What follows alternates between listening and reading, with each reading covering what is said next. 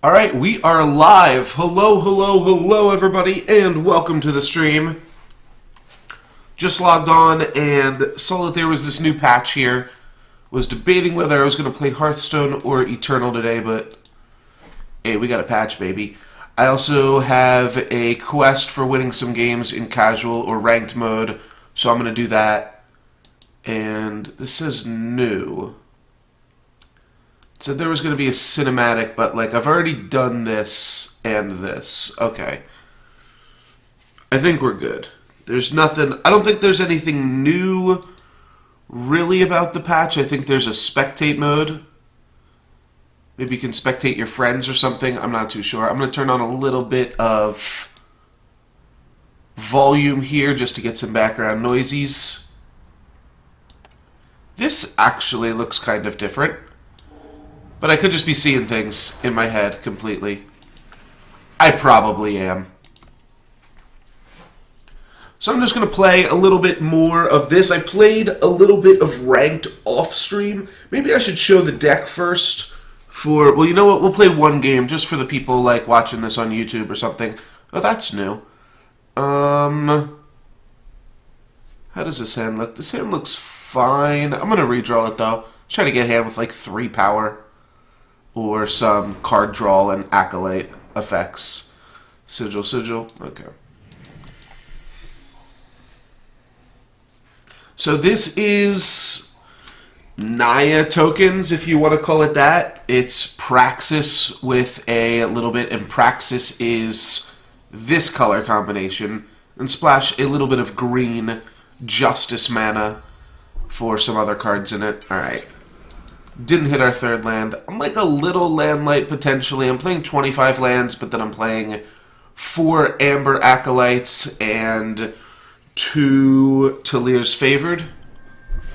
Alright, they're going to silence my guy on the end of turn here. Not a huge deal.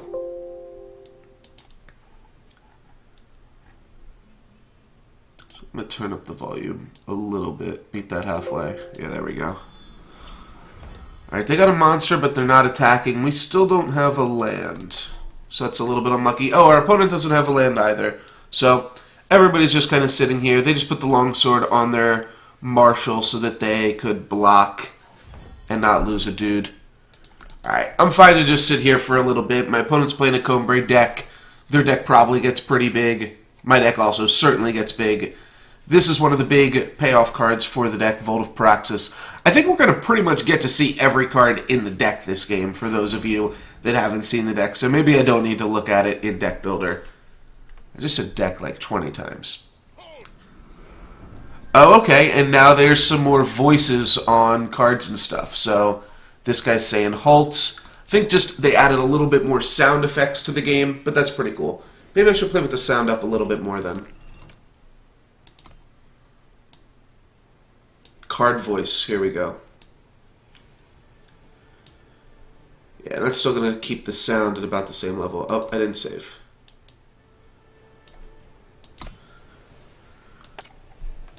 Alright, 2 attacks, going to say no blocks again. I want to double block the Desert Marshal once I get the Amber Acolyte online.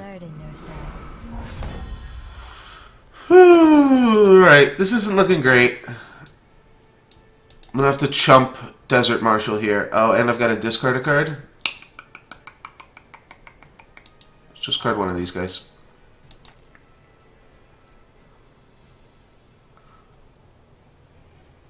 I'm probably going to be able to turn... I don't know, there's a lot of depleted things in the deck. A lot of seats. So, might just lose here. There's a chance the deck should be playing more than the amount of lands that it currently is. It's tricky though, because once you draw a Sandstorm Titan, you're pretty much out of it. I have to block here, or... I mean, his flyers are lethal next turn regardless, so I don't think there's really anything that I can do. Yeah, Fire Sigil lets me play Amber Acolyte, but that's just not going to be enough. I can double block the Desert Marshal, die to the other 2 cards. Alright, let's get out of here. Let's get out of here. So you got to see a lot of the cards that are in the deck. You didn't really get to see exactly what the deck does, but If you're familiar with Eternal, you probably recognize this deck. If not, you'll get to see it a little bit here. At the end of last stream, yesterday, I had about 500 gold, and you'll see now I've got over 5,000 again. So I was grinding a little bit of ranked last night with this. Here's some of the other cards in the deck. I'm going to redraw this again just to try to get 3 lands. 3 lands is really where it kicks off. Alright. So here's another big card in the deck, Zenin Obelisk. It's a relic giving your units +1/+1. I'm going to turn down the sounds a little bit here, actually.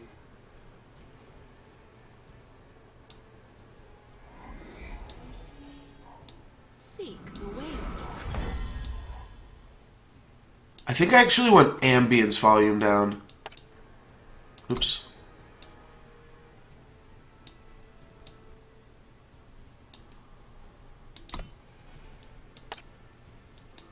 Alrighty.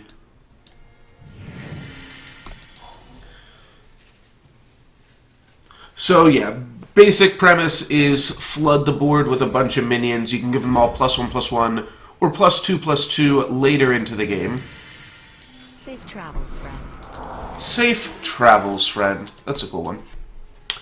And then, yeah, later into the game, you give your units +2/+2 after you keep hitting your land drops with Amber Acolyte and Talir's Favored, so these do double duty in being creatures, and then also turning into lands later on. And then we also have the Great Parliament, which can help you summon out more dudes. I'm going to run out an Obelisk here and start smashing for 3. Cool. Get in there. It's a pretty decent curve of Grenadin into Amber Acolyte. Alright, well that's going to stop us a little bit in our tracks here.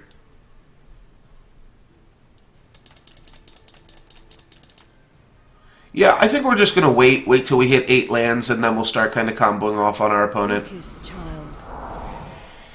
So I'm going to play Talir's Favored, and I'm going to go for the Amber Acolyte.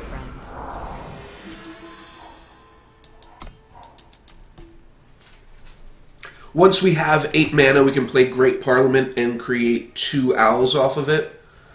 So that's pretty sweet. This card's pretty good. It's a 4 mana 4/4 flyer, but then in the late game it acts as multiple 4/4 flyers and is pretty strong. Alright, they're going to torch both of my bigger dudes. Is that going to cause them to attack in any way?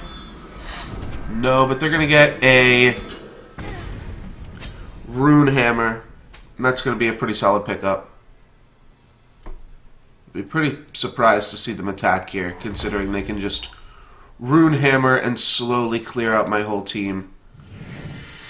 Alright. I'm going to play a Combri Healer here. Listen. And I'm going to put it on itself.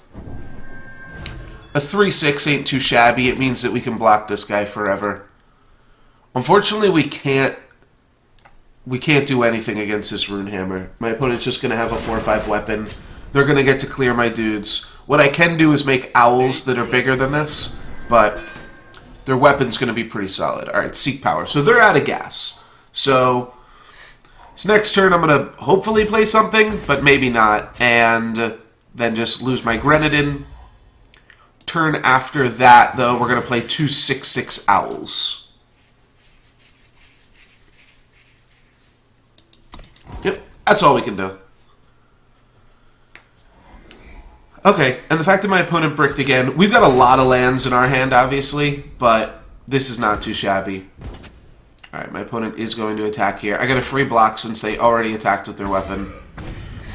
That doesn't do anything, and now it's time to bring out some 6/6s. Yeah, this is safe. I don't want to just continue to take damage. Oh, you know what? This is actually really good because I can Desert Marshal even still. So I think we might see a weird play here where my opponent tries to attack and then use the Warhammer on one of our owls. We can interrupt weapons with our Desert Marshal. If nothing else happens, though, we can just end of turn Desert Marshal, the Waykeeper, and then send an owl at my opponent's face. We might even just be able to send 2 owls, because this positive battles a 4/7, and this trades with a 4/7, now that all my units are receiving +2/+2. Alright, so my opponent is going to go for a play like this, and we'll just be able to disrupt it with the Desert Marshal. We're getting a decent amount of value off this block. So yeah, like I said, we're going to block here. Post-combat, my opponent's going to send their weapon at the owl. I'm going to throw in the Desert Marshal just to save the owl. We're going to take the Aegis off of this guy. Not that that matters too much, but we lose our Desert Marshal. We keep a 6/6 owl. And this might cause my opponent to concede pretty soon. Depends on what they have in their hand. Alright, we can attack with all of our boys after drawing this 7/8. This card is a monster. And it was the first card I crafted. My opponent could have a Harsh Rule. I'm not going to put it past him. We'll play around Harsh Rule here. Considering they chump blocked, I think a Harsh Rule is actually pretty likely. No, and we could just see their hero portrait explode. Auric Runehammer. Good game, friend. Runehammer explosion. I'm not sure we ever saw what the... I guess we never saw what the fire was for in my opponent's deck. We saw them play... I mean, they didn't even play that many cards. So yeah, as I was saying, I only had like 100... Or maybe I only had like 50 gold yesterday when I ended my stream. But I also had the win 2 games with a Shadow Deck quest. So I logged on last night, played a game with my GG Devour deck, and just cracked that quest open. And that quest, it was for 2 silver chests. One of the silver chests upgraded all the way to Crystal, which gave me a lot more mana to work with. Speaking of mana, we've got 3, but we don't have red. I'm going to redraw this one.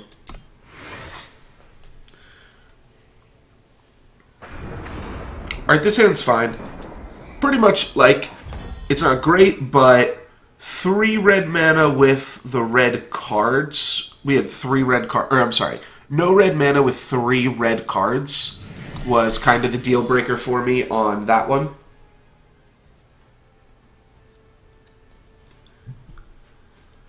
We do have double time influence with this hand, which is good for our Temple Scribe. Units have endurance. Neato. Yeah, unfortunately we just don't have 2 total power on turn 2, but we'll get there. We also have Volt at this point. Looks like my opponent is playing a similar deck, but not the same deck.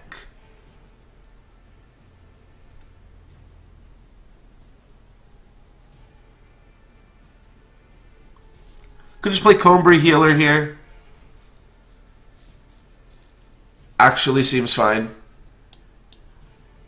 Alright, let's play Combray Healer. Close your eyes. Listen.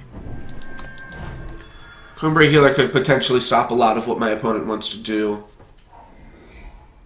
It'll survive with 4 toughness. I think there's a decent chance my opponent will trade a Grenadin for 4 points of damage here. They decided not to. Interesting. So I think I just go Talir's Favor here. It's a guaranteed land drop. I might still play the Temple Scribe after that. Actually, I don't think I'm going to. So my idea here is that I can play Vault of Praxis next turn. My opponent's not really clocking me. If I really need to, I can Desert Marshal. But Vault of Praxis next turn. Alright, Arcana Monitor. Sure, let's go ahead and silence this guy. It still stays a 1/1 for whatever reason. I'm not really sure why that interaction happens that way. I have Stand Together in my hand. And if my opponent gives their guys +1/+1, I can still trade. So let's just do this. Let them hit me for 3. Yeah, I want to hear the new sound effects, but some of them are just a little bit too noisy. Alright, so now I'm going to play Vault of Praxis. Forgot I had Vanquish for this. Maybe I could have just taken the damage and vanquished it, but we'll have Vanquish for the next one. I'm going to run out Temple Scribe. I don't feel like just sitting here forever. The sooner I hit red mana, the sooner we'll be able to draw some cards. Alright, that's a card that will trigger our Volt as well.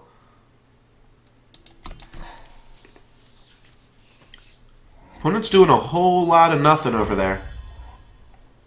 Alright, I don't know what I want to make. So, Marison's Disciple is a pretty cool card. 1/1 Death Touch, 2/2 Flyer, 3/3 Overwhelm.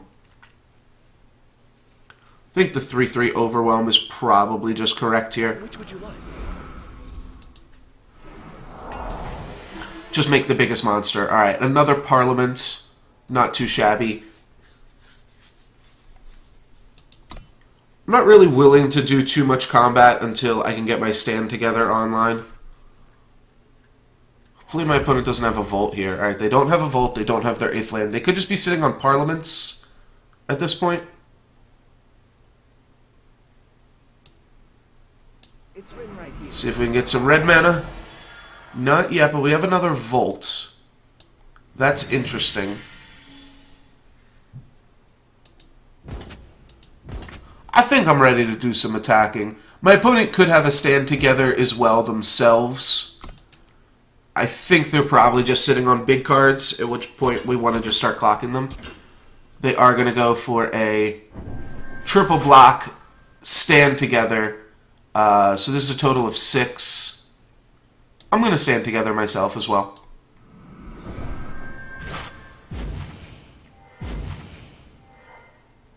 So I get to kill one of their guys. They still kill me.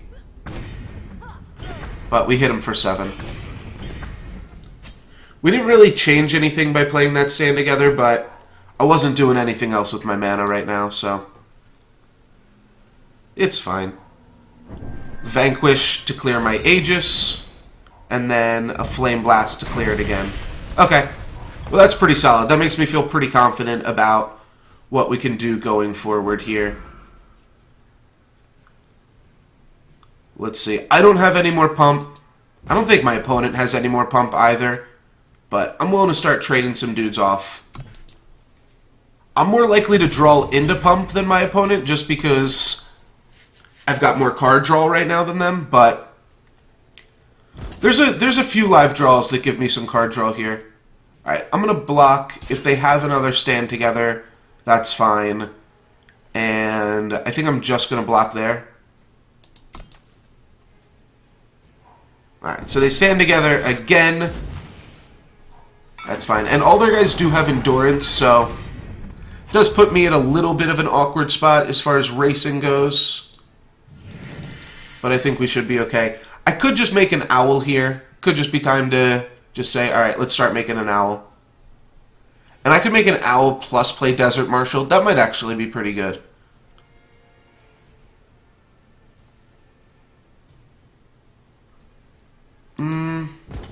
Sure. Let's swing with this guy. I want to get some damage in. Think you can escape me? Silence this guy. I'm not even totally sure what that'll do. Okay, it'll clear the Aegis. I wasn't totally sure how that rules interaction worked there, but worth finding out. Draw 2 cards. There's my Fire Sigil. There's a Seed of Progress. Cool, cool, cool. So next turn I can Assembly Line, and then I can even Vanquish twice if I want to. Obliterate on my Owl. Alright, so I just got to worry about burn from my opponent here. Not a huge deal. I can go double Bloxies on this, and double Bloxies on this. I'll take 3 and lose 2 of my guys, trading 1 for 1. I think that's going to be game. My opponent really can just burn me out at this point, but there's not much else they can do. Yeah. Trade 1 for 1, trade 1 for 1, take 3. Even if my opponent has more pump, then I get to vanquish it, so, like, that's pretty insane, too. Let's definitely play the Fire Sigil here. Almost did not. I'll draw 2 more cards. Wow, another Great Parliament. Alright, well, this is an insane draw. The Zenin Obelisk. That means I can feel free to crash with all 3 of my guys here. It's like almost lethal. My opponent's going to trade with the biggest one. And then they've got to deal with this. They pretty much have to draw 2 obliterates in 1 turn. That's not going to happen. There's an assembly line for them. They got 3 endurance creatures, and they're going to explode. So that was the little bit more burn-focused version of the deck. It is a reasonable version, though, that some people play. I don't know. This version's got, like, your early game isn't that bad in the deck, and I think I think the owls are just bigger reach than obliterate is. But that's the question, is like burn better reach? A lot of people play exhaust too. There's a card that like exhausts all enemy minions. This hand seems fantastic. Turn 1, Grenadin Drone. Turn 2, Talir's favored. Turn 3, we can stand together if we'd like. But by no means do we have to. Stand aside. Vault of Praxis is pretty cool. I'm still going to run out the Talir's favorite here. We will draw some more things to combo in the future.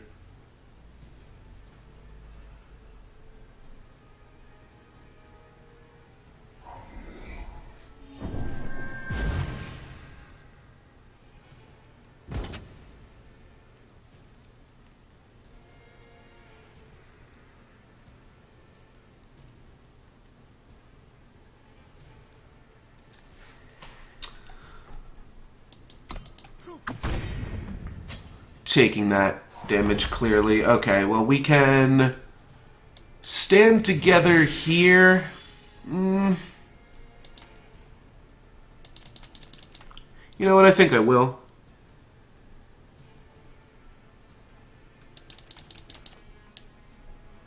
It's a fast spell, so I'm just going to wait on it. The tricky part is my opponent could have a growth effect or something like that. We'll see what happens. Like, they're pretty strongly representing something like +3/+3, you know? Alright. Well, that's good. That means we know it's a 5/5, and we can just triple block and take it down.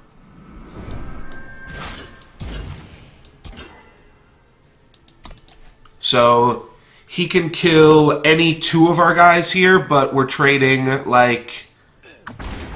I'm trading 2.5 for 2, which I have to be okay with doing at some point, because that guy's going to start swinging for 7 as soon as next turn. Usually if I drew a Vanquish, it would be a little bit punishing, but we did not, so I am not.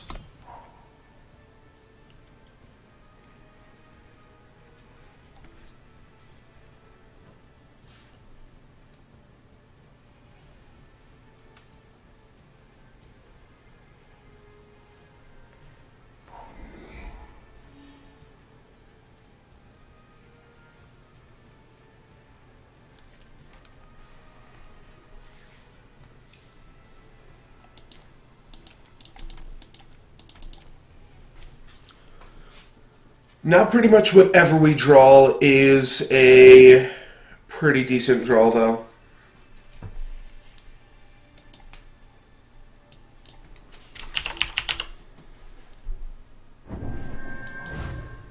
Alright, my opponent's just going to go get some more Justice mana, so it looks like my opponent might just be playing mono green. Torch is actually kind of a terrible one. Want to hold on to this Desert Marshal, of course, because 1, I don't want to silence my Aegis, and 2, I want to wait till I draw a second minion so I can combo with Vault of Praxis. Alright, what did I have here? Land. And then what? Ride to victory. Can I respond to this? I cannot. Well, you know what I can do, though? When my opponent's turn ends, this is going to become a 3/3 again. Alright, so I'll just start my turn. I can almost vanquish it, too.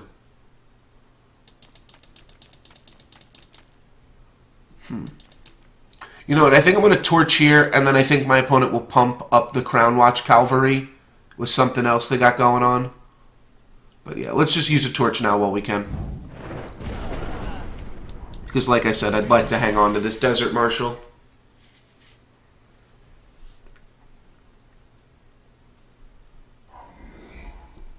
And I'm hoping they just give this, I don't know, +4/+4. There we go. That's a card. Combray Healer I'm going to hold on to for another second here. No real reason to play it out. If I draw a Sigil next turn, I can play all 3 of these cards, which could be good. 7 mana, and my opponent's got nothing to do with it. Don't know if I love the construction of how this deck works. Alright. That's a good Vanquish target, if I've ever seen one.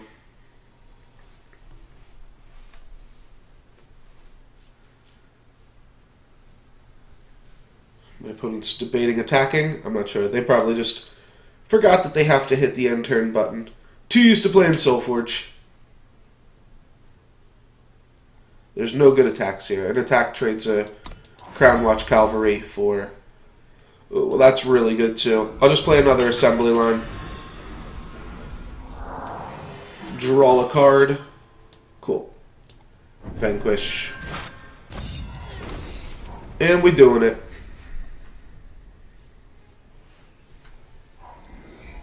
My opponent plays another threat. We can make a Death Toucher and then silence their flyer. That'll deal with it. Okay. Will not be tolerated. Still can't really attack here. If they attack, I just block. And nothing happens. Okay. So, yeah, pretty sure I want to silence Roland. He's just a big, beefy dude. I figured that was part of what my opponent was going for in a mono green deck. Combray is still probably better with Roland, but I see what they're going for. So if I'm going to play Desert Marshal, let's also play Combray Healer. Think you can escape me? Close your eyes. And I'm just going to have Combray Healer heal itself. Give me 2 cards. Alright, Amber Acolyte. Or, I'm sorry, it gives me 1 card. I'm not in a huge rush to play the Scorpion, and I don't know if my opponent just has another Roland, too. Feel like they very well could, with how many cards they're sitting on here. So this is a little bit scary. The price of progress. Okay. They can activate their dude. But you know what? I'm okay with this. I can deal with this.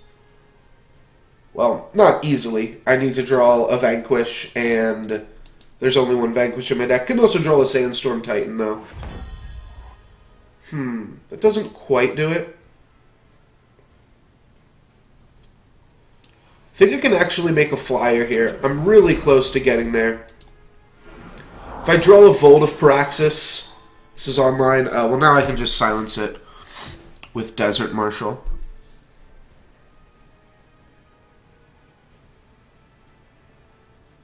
Okay. I might want Desert Marshal to answer a Roland, though, because it can answer anything, and this flyer is a little bit easier for me to deal with, but...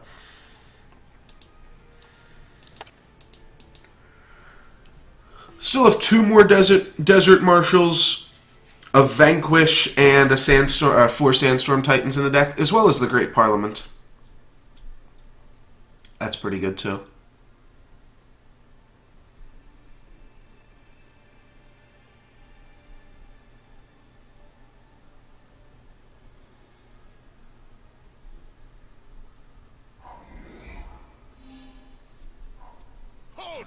Alright, I lose flying.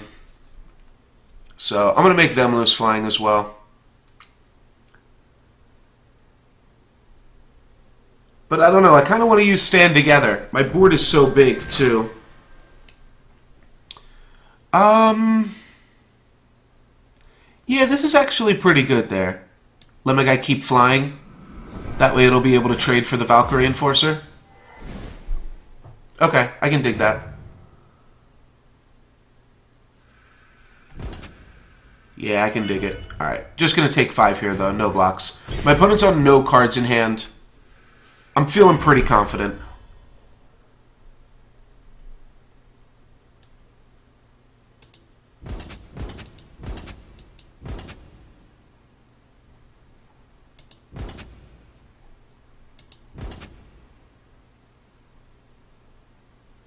Alright.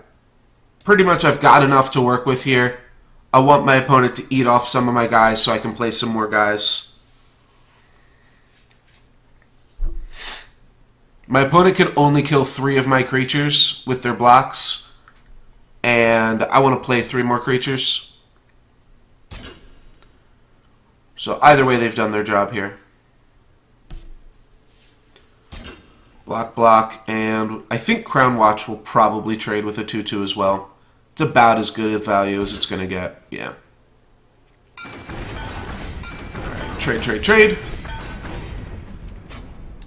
Safe travels, friend. Safe travels, friend.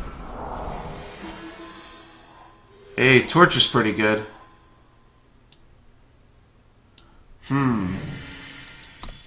Torch might be better than what I was planning on doing.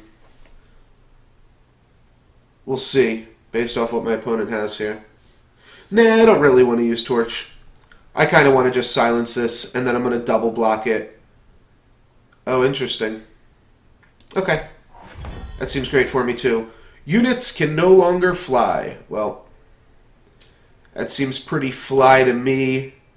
If I play it alongside Sandstorm or Desert Marshal, I get to draw a card.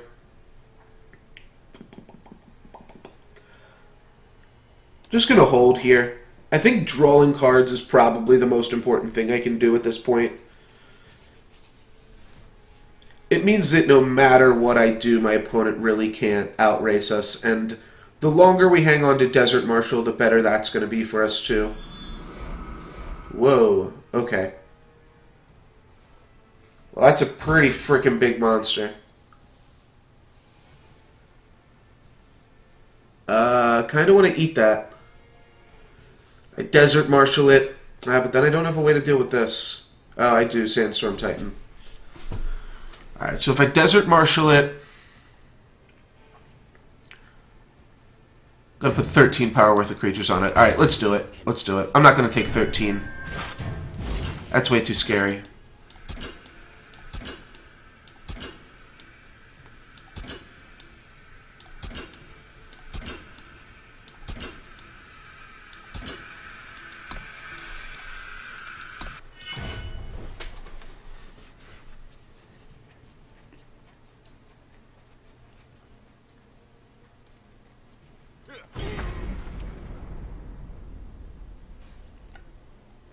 Wait, what happened? Wait, did I silence the weapon too? Or is a bug going on right now? Okay, it's both. I'll submit this clip to somebody so that they can see this weird bug. But I didn't realize that silencing also would silence the weapon. I forgot about that because most weapons are not giving a +1/+1 based off an ability. They're giving a +1/+1 just based off what the weapon's stats are. Righty. I'll open up any boosters I get at the end of my stream. I started this stream with about, I believe, about 5,500. So, see, I've already gained a little bit over 1,000 gold. Exilder, what is up, my man? How you doing?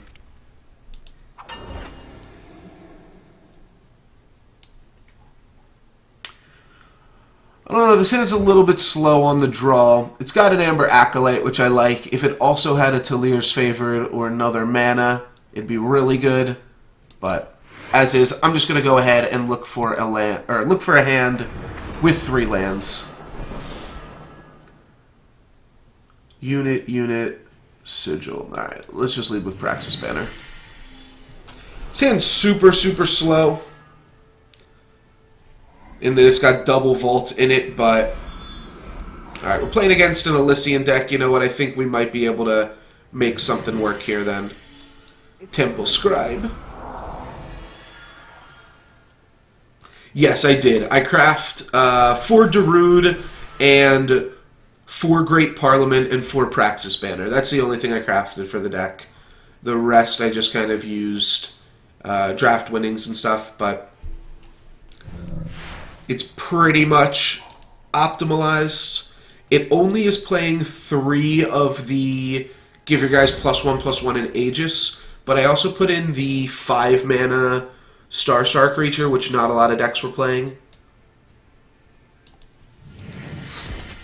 I believe it's called Arcana Monitor.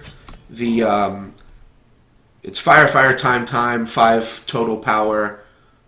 Give all of your creatures +1, and then his power and toughness are equal to the number of creatures you control. Alright, Static Bolt is a little punishing because now my Praxis Banners don't work. So that's kind of embarrassing. That actually kind of time walks us here. Though my opponent is just discarding cards, so that's got to be great for us. I'm not going to try to run them over. Oops, I guess I should play a land here. I am just going to play my banner, play my vault, and then Disciple. Eventually we'll be able to make a bunch of owls against them. They're going to have to discard another card after they echo here. Yeah, they're going to discard a lower level Clockroach. They have to discard 2 Clockroaches? I don't even know how this works anymore. Alright, I'm just going to play another Vault.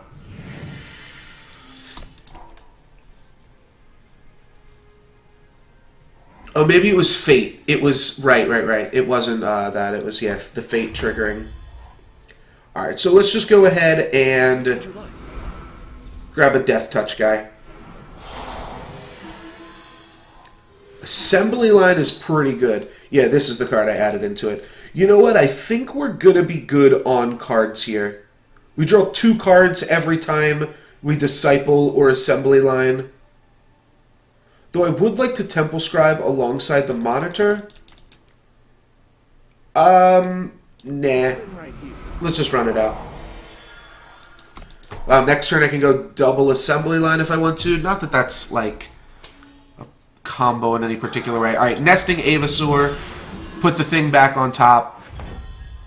Depleted unless you have a Sigil. Okay. So I think what I'm going to do here is just bolt this, play Arcana Monitor, and get in for some damages right now.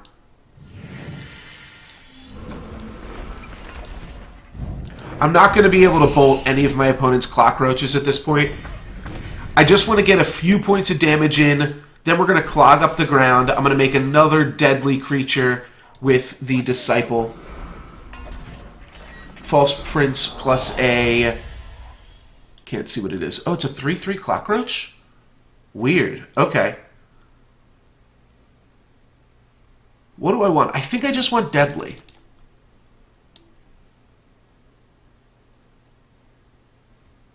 Flying would be pretty good too. I'm just going to grab Deadly. I think that's the safest play.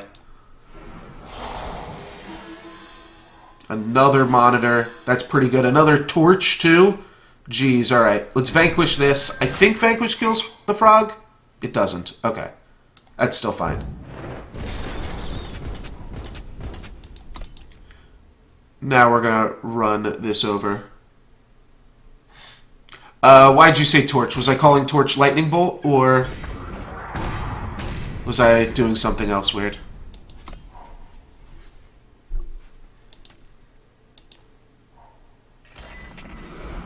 I know Hex got in trouble because they weren't calling Torch Lightning Bolt, but Hearthstone calls Lightning Bolt Lightning Bolt. Like, there's no reason you can't just say Lightning Bolt. The card's not a torch. Why would you, like... A torch is like a... It's a flashlight. It's a... Okay. Yeah, I figured that's why you did it. Torch is like... That's like the tribe is spoken. Torch isn't something aggressive. Lightning Bolt. Lightning Bolt, Lightning Bolt, Lightning Bolt. That's a staple. That's a mainstay. Yeah, I always call it Bolt, and I call Giant Growth, whatever that card's actually called.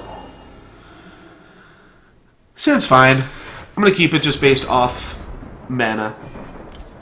Yes, and they're using it like it's not just a guy holding a tribe has spoken kind of torch. They do mean right, like to torch something. I get it, but we all know what I'm saying if I say lightning bolt. It's good to have little nicknames for your cards too. All right, I've got all banners, right? No, okay. Let's lead with the banners. I'll play the seats second. That way if we draw a sigil, we turn them on later. Quarry. Okay, we're running against a Mardu control deck. That's the other thing, is everybody does say like Mardu or Esper or Naya. Not everybody, but It's written right here. decent amount of people do. It's written right here. Nice. I like these new sounds. They're cool. Let's keep running out the Cumbre banners. Wait, next turn, if we draw a sigil, we can just go Seed of Impulse into Disciple.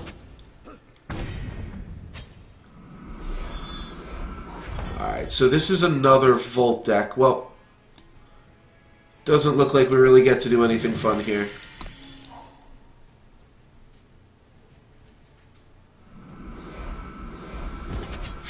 It's Jund, just say some random shit. What did they do? Play a Zen and Obelisk? Yes, they did. Okay.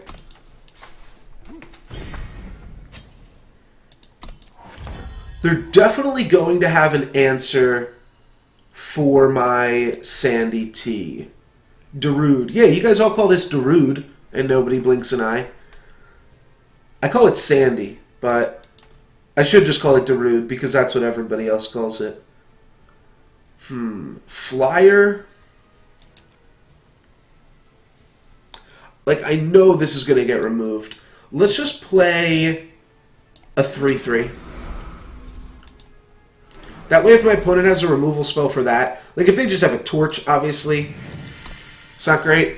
But if they otherwise have a removal spell, nope, they're devouring.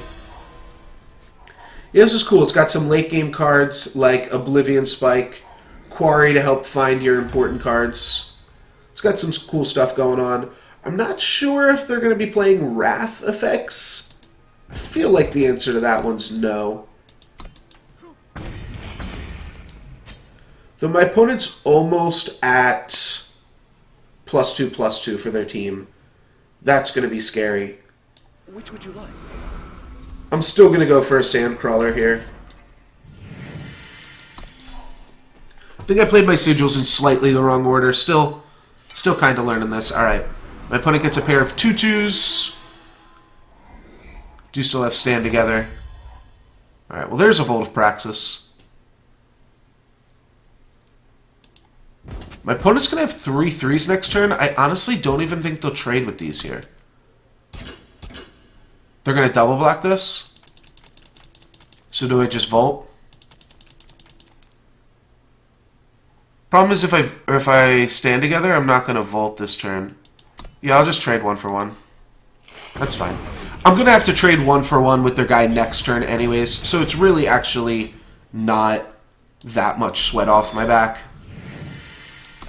Next turn we get to play Disciple, then we get to Stand Together, and then the turn after that we get to Parliament. Okay, well if I had Stand Together, that would have been a blowout, because they would have just devoured.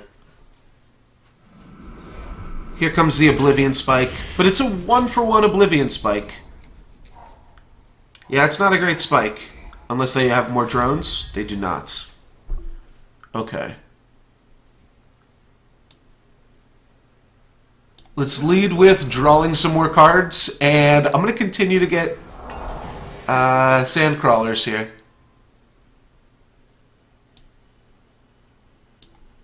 Yeah. Take out the spike.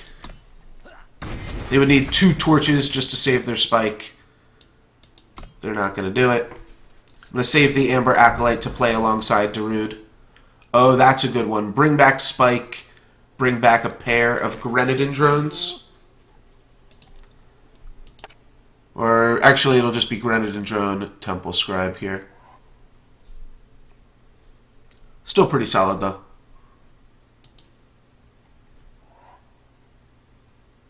Like, here's the question. Oh, they get to bring back both Oblivion Spikes. That's pretty cool. written right here. The question is, though, like, is this better than Great Parliament? I don't think it is. I just get to go Great Parliament, Bash, and then Stand Together. If I draw a Lightning Bolt, that would be pretty sweet, too. I do have some Lightning Bolts in the deck, which not everybody plays, but that card's pretty fantastic. Could also just Parliament. It denies me a card draw. No, you know what? I think I'm going to Stand Together here. Let's smash and stand. The awkward part about smashing here is that it does mean that my opponent's Oblivion Spike is going to be back to 4, but the only thing that'll be able to do is trade with the Sandcrawler, and then my 2 Owls should be able to, like, almost finish my opponent off next turn. It's written right here. Alright, so Temple Scribe, draw a card. Oblivion Spike, kill this, because Oblivion Spike is at 4 now. And then they'll have 3 mana to play like an assembly line or something. My opponent also has a lot of cards and a Vault. Alright, that's going to let them trade Oblivion Spike for an Owl. But then where are they at? Feel like we're still doing okay. I don't have lethal here. This is 9. But if I draw a Lightning Bolt, I've got lethal. Alright, Lightning Bolt lethal, let's go. Not quite.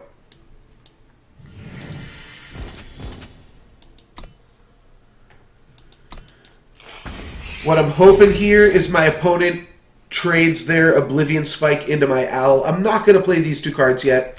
Like I said, they represent a card draw next turn. It could be just putting more things out on the board. Alright, well that's going to make me Stand Together. No way they are stealing my dude. Cool!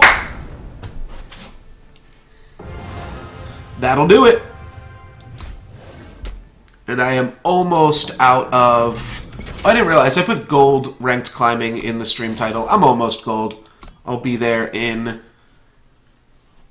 2 to 4 more games, most likely.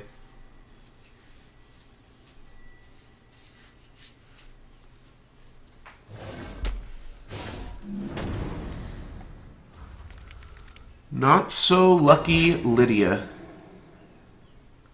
Alright, well this hand seems fantastic.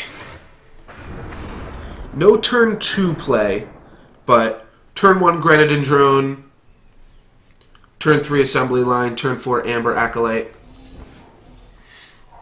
This is my 3rd ranked season, but I didn't actually play any last season, so that's why I only got Silver 1 last season. I got Gold the season before that, which was when I first downloaded the game. But yeah, I just didn't really play too many games and things last month.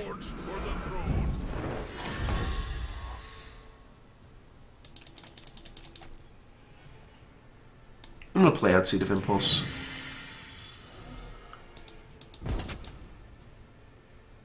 I think we're the aggressor, so I'm going to attack here. Probably should have attacked before playing my mana so that my opponent didn't quite know what was up.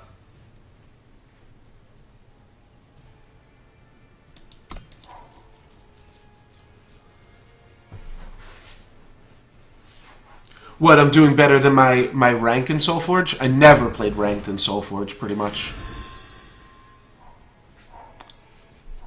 I was just like bronze there.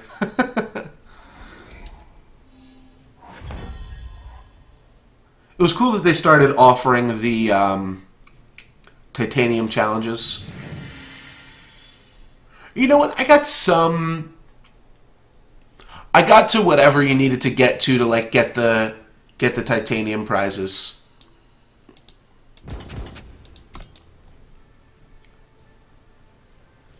Yeah, this hand's really fantastic.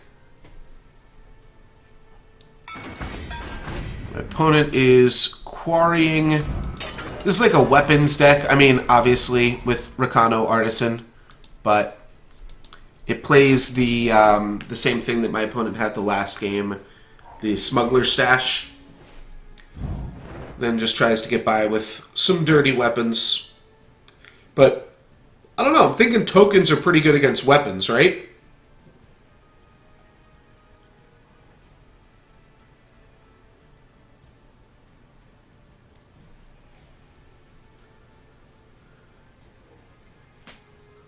Probably just going to play Obelisk here. If I play Sandstorm Titan, it just dies to whatever weapon my opponent's grabbing here. It is potentially slightly better tempo. Well, that's really good too. Alright, I'm going to play Grenadin Drone instead. No, you know what? I'm not.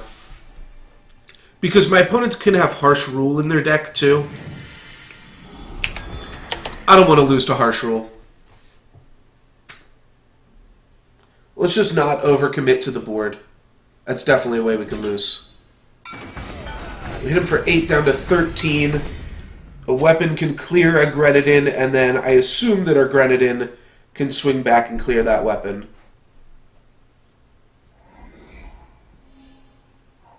State your purpose. Alright, Throne Warden, that's pretty reasonable. That kind of means I want to put more dudes out on the board. That also means my opponent has an additional 4 mana. Safe travels. Let's just go Amber Acolyte and Grenadin Drone.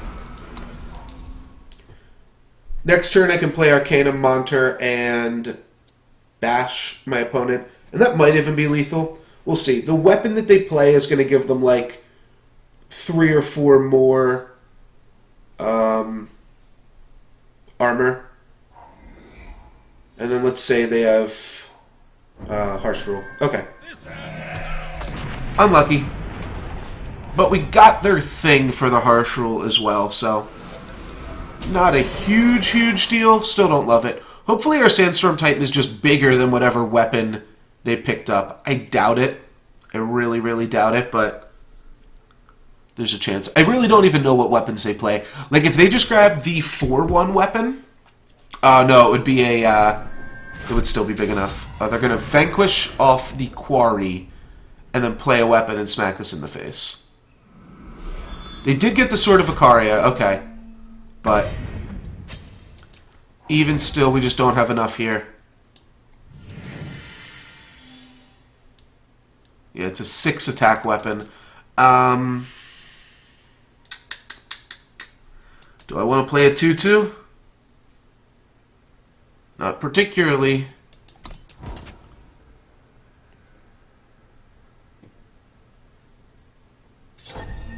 Yeah, I'm just going to let them get some war cries, unfortunately.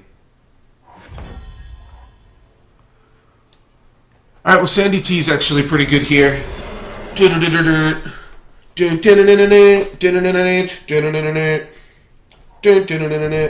Vanquish.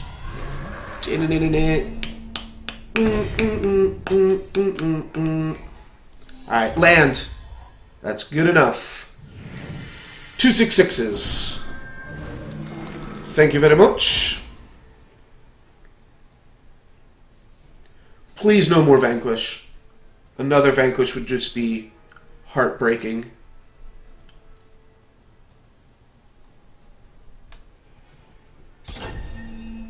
Alright, they're going to clear one of my guys, and I think I'm going to be able to clear their weapon. Cool. Do I want to play this? It's just weapon fodder, but it lets me hit them. Yeah, it puts them on a 2-turn clock. I gotta do it. It's a 4/4 too. It still does die to any weapon because my opponent has like 3 Warcry triggers and a Recano Artisan. Yeah. Can attack twice each turn. Boom. Boom. Alright, but they're at 5. I can beat that. Oh, come on. Alright. It's probably just an answer for their next weapon. Vulnerable to damage this turn. Alright, so we'll take it this turn. We'll clear their weapon next turn. No, not my attachments. Alright, that's pretty good. That means I kind of need to draw something else here. Let's draw some owls. They know I have Lightning Bolt at this point. Alright, so I'm torching their Furnace Mage, and I'm Desert Marshalling their weapon. It's fine, I still have an answer for their board. They know I have Lightning Bolt. Alright, this is the creature, or the weapon. This means they probably can't attack this turn as well.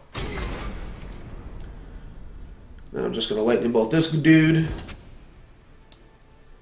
Silencing this is actually potentially relevant if my opponent has a Smuggler's Stash later on, but it's going to be really tough to beat a Smuggler's Stash regardless. Shit! Shouldn't have even said it. Shouldn't have brought it up.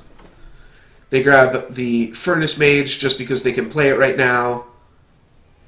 A Starsteel Daisho, a Sword of Ikaria, and I assume a Throne Warden. Yerp. Then they're going to play the Furnace Mage. No, they're going to play the Sword. I'll play my Vault of Paraxis. Good game, my friend.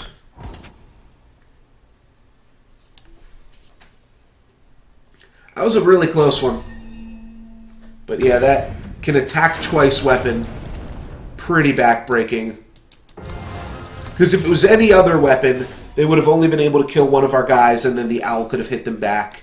And they would have been at a pretty low life total, and I would have still had an owl. But the fact that weapons also just gain you life is pretty solid, too. I really didn't think they had the harsh rule when they played the Throne Warden, but I don't know, maybe I didn't need to play more on the board.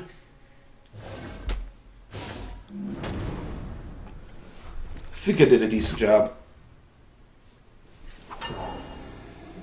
What do we got here? We got 2 mana, we got all the colors. The hand's a little bit expensive, but it has a torch. It's on the play. I'm going to redraw it.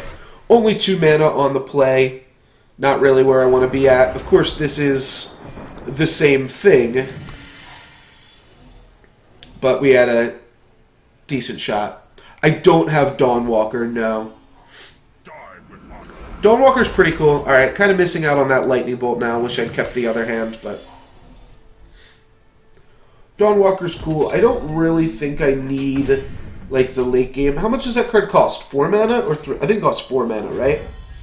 There's definitely a lot of cards in this deck that cost 4 mana for what it's worth.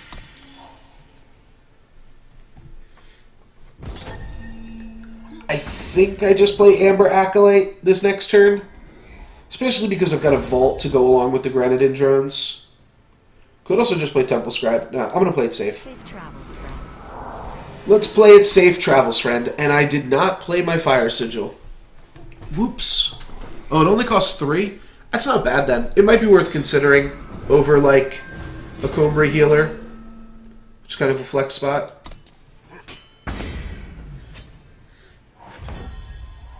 Alright, let's just play Sandstorm Titan and hope that they don't have a Vanquish.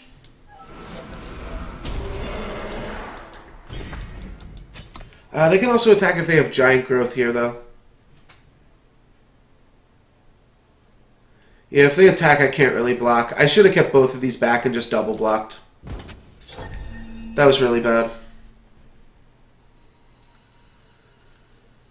Alright, no blocks. I'm going to Combray Healer my Sandstorm Titan. Holy moly. Alright, well at least this guy's on the ground, right?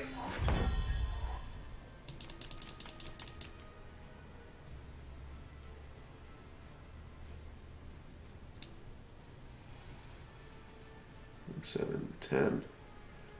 Alright, I'm going to play another Sandy and try to double block the 7/7 here. Alright, there's the Vanquish. Valkyrie Enforcer, silence this, then this can fly. This is just a straight up positive battle. I'm going to take 7. Yeah, I just need to draw a Sandstorm Titan or a Silence Effect. Yeah, I misplayed. My fault. That was pretty dumb. Yeah, it was just like the 2 points of damage on my opponent just weren't worth it. I was like, hey, I got a bigger guy than them. But then I just realized I couldn't attack. At that point, I probably just could have blocked, I guess. Because I guess I really couldn't afford to take the damage either. Didn't realize they were going to play a 7-7. But, yeah, it was pretty strong. Guess the one card gives Warcry 3 this turn. The weapon that they had on the Oni Ronin. Right, this hand seems fantastic.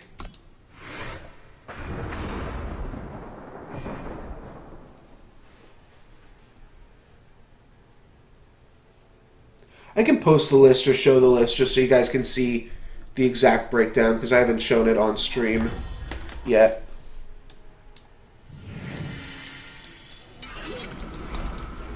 I think I'm just going to dump my hand here. If we see a Volt, we'll hang on to the assembly line for a second.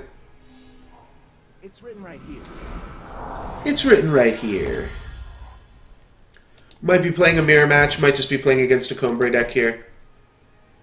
We'll attack first, ask questions later.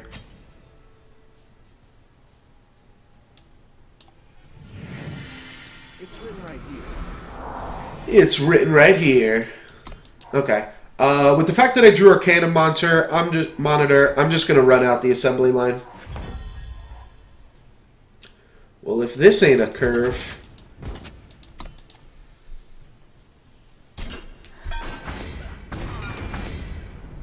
It's a pretty gnarly curve here. Next turn, I'm going to go for the 3/3 Tremparu. That was a weird animation. My opponent's card just kind of like slid out there. It's written right here. Alrighty, my opponent's doing a good job gaining life. Oh, you know what? I think this is just going to be another assembly line this turn.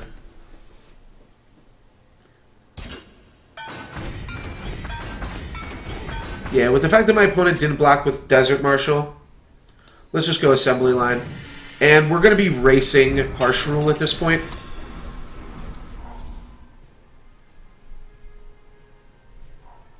Combray Healer's pretty good. Means we're going to lose a guy off this attack. But it's still a great attack. We can trade with the Combray Healer. We can lose a guy into Desert Marshal, and then we still get to hit them for 10. And my opponent on 3 mana still means they have no chance. They can silence this or vanquish this. Alright, it's vanquished. So my dudes are small again. I can trade off Lightning Bolt for the second half of Desert Marshal here. Not really sure how I want to play that. I think trading Lightning Bolt for it's fine.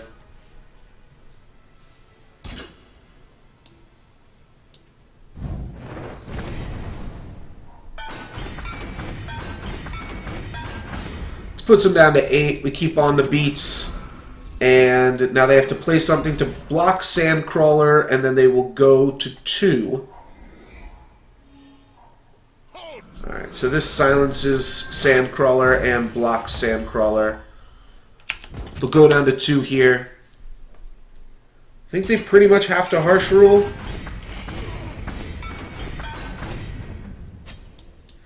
I don't know. I'm going to hang on to the Granite Drone. I think they have to Harsh Rule.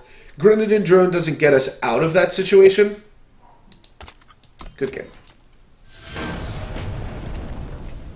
But there's no reason to play it. We could draw a Volt later on or something like that. And that kind of gets us out of it.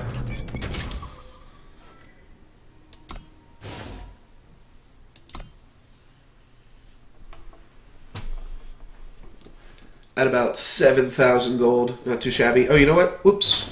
Alright, after this game, I'll show off the deck. Forgot about it there. It's an easy redraw. And it's a pretty solid keep. So we've got the double time mana to play our Volt.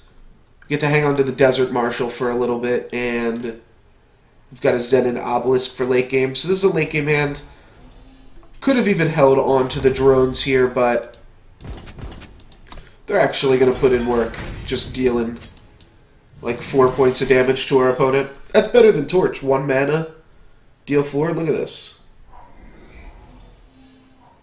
Twilight Raptor. Okie dokie. Alright, we do need to draw another mana at this point. Obviously, any banner or sigil would be pretty good, with a Justice one being the best. But hell, I'll take a... whatchamacallit. I'll take a C. That's all my opponent's willing to give me, or the game, rather, is willing to give me. Alright. Arcana Monitor's a little bit worse. My opponent might get a pair of 5/5s here. This one might turn out to be a little bit tricky. We didn't draw any lands beyond our opening 3. Nope, looks like we're safe for now. And as soon as we draw green mana, we've got Desert Marshal to kind of answer the board here. This makes 2 beasts or 1? 2. Alrighty. So the plan here is to trade with their Beast Caller, let them draw cards with Gorgon Fanatic, and then they're just gonna... Nope. Okay, well, we're gonna trade with Gorgon Fanatic, I suppose, then. They're not even gonna give it to us. Figures. What do they got? Another one? Death Strike. That's pretty good. Now they can attack with Fanatic as well. I think we've just lost this one.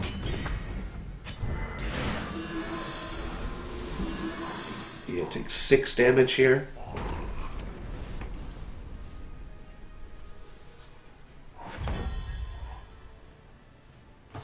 Okie dokie.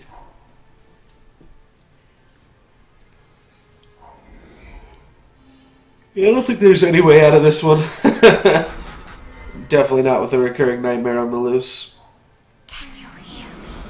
Oh, that's creepy.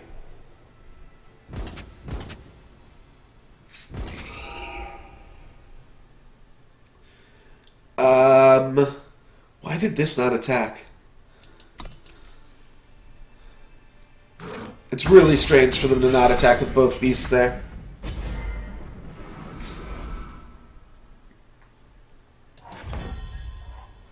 Alrighty. Not quite gold. Gonna steal it from us a little bit. Oh, I lost so much off that one.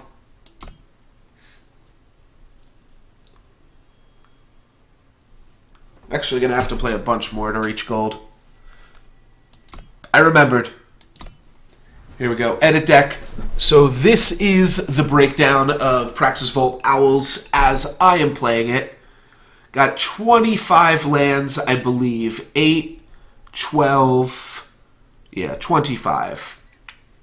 3 Grenadin Drone, 2 Torch, 4 Marshal, 2 Taliers, 4 Temple Scribe, 2 Vanquish, an set of Amber Acolyte, set of Assembly Line, 1 Combri Healer, 3 Stand Together, Disciple, Titan, Parliament, Praxis Obelisk, Arcana Monitor. I guess part of the reason with Dawnwalker, it only returns... I mean, it returns by itself, which is really good. And then otherwise it returns if I have an Obelisk online, or play a Monitor, a Titan, or a Parliament, which are all kind of already good things to have anyways. But I think I have seen it in some lists. I don't actually think it's bad. I have also seen people run this guy, Ephemeral Wisp. That's pretty good. Friendly Wisp is cute too. Okay, so I own 2 Dawnwalkers. It's not a bad card, and it can block. It just returns exhausted the turn you rebuy it, but it can block normally. So it can be a pretty solid defensive card too, a 4/1. It's probably pretty good. I don't know what I would have to cut for it at this point, though. Probably have to cut... I mean, you can cut Combre Healer. And maybe it's fine in that spot. I like me a Combre Healer, though. I just haven't, like, the deck tuned a little bit more against aggressive decks, which I think is smart. So I have the Torches in there and the Combre Healer.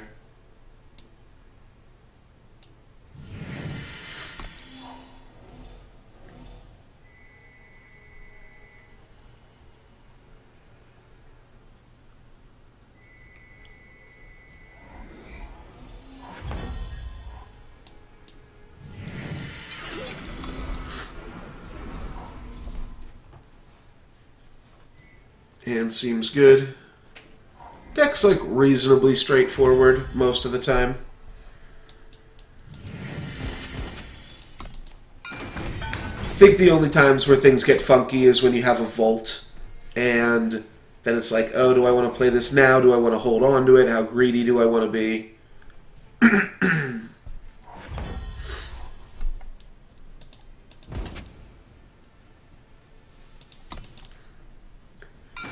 Generally, I try to play my creatures before I play my Obelisk. Darude's an interesting one because your opponent can have destroy a mono-faction creature, yeah, annihilate, or they could have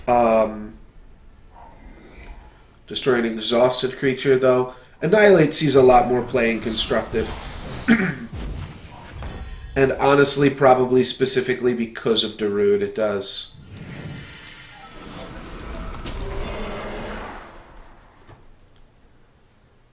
Plan is probably just to trade Darude for that dude.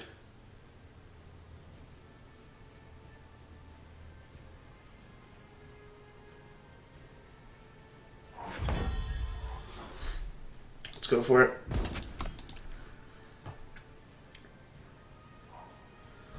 Death Strike? Okay.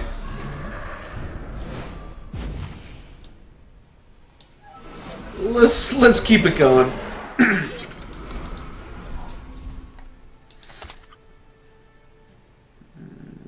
You're going down, punk.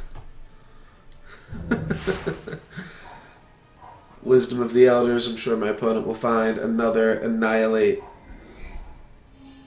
So this isn't too horrible for them. Because they're just like barely splashing time, right? Yeah, one Seed of Mystery.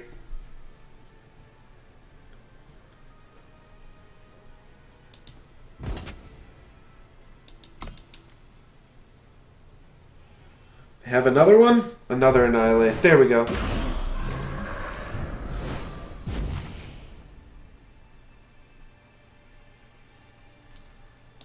It's written right here. We're going to draw a land and play a Volt. That's pretty good. Alright, cool. Next turn, these dudes will be 3/3s, at which point I probably just start sending them in.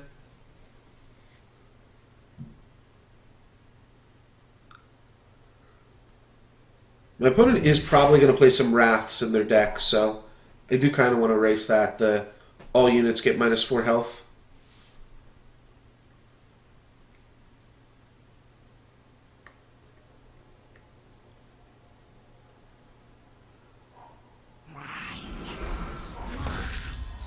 Alright, well, Felon Bloodcaster's pretty decent for me, for them to tap out playing that, because all it does is prevent 3 damage. It doesn't actually kill one of my blockers.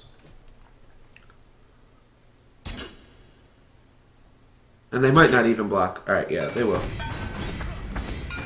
So I trained one of my guys for 9 points of damage. That's got to be good enough.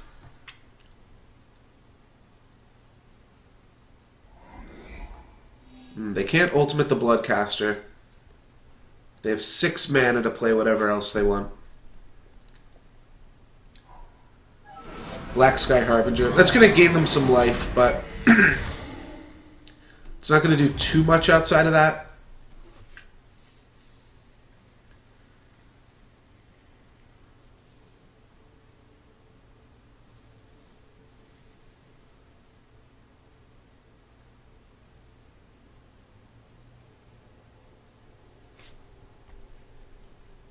Alright, let's stand together so they stop gaining life.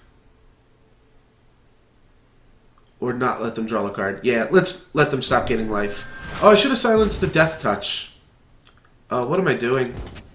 I definitely should have silenced the Deadly there. I don't know what I was thinking. Yeah, they clearly just blocked there. They blocked there. And they blocked there. I'm going to stand together. We trample over for 3. And hit them for 4. So we hit them for 11. We don't lose any of our guys.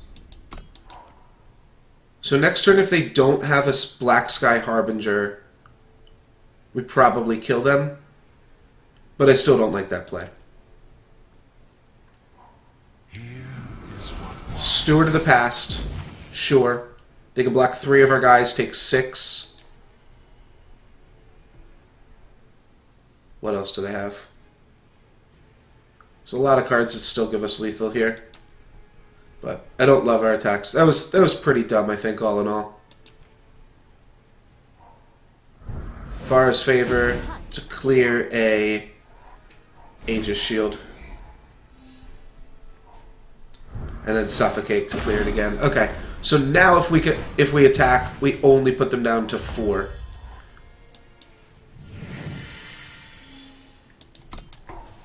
Okie dokie.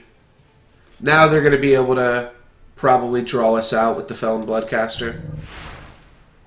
Or just Wisdom of Elders. That'll outdraw us too.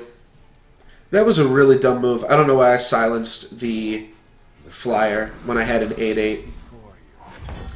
Sometimes you just get tunnel visioned. Assembly line seems good because I'm probably going to draw a Volt next, or I'm going to draw a Sigil next turn. In which case these will all be 3/3s. Still don't like any attacks here.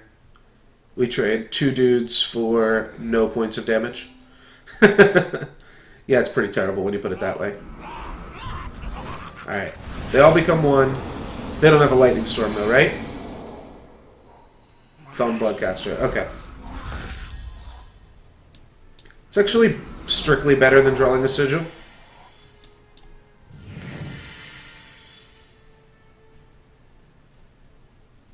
Okay, there we go. Everything updated just a little bit slowly. So what happens if we attack with everything? These 2 get blocked by Blood Felon Casters. These 2 get blocked by my opponent's big boys. This can get chump blocked and this can get chump blocked.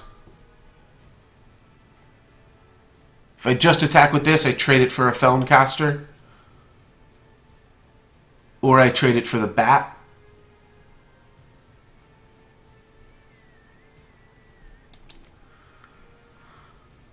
Don't love these attacks. Don't love them. Trading this for the Bat seems okay, though.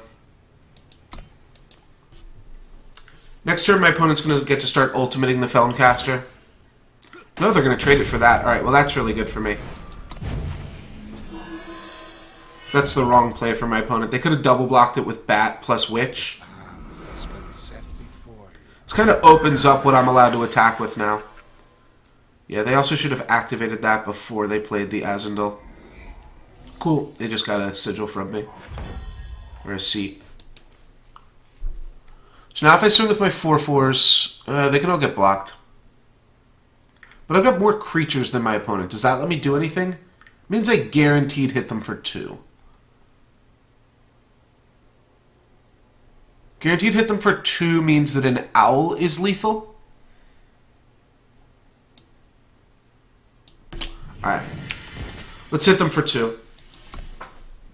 Then I only need 1 owl to kill my opponent.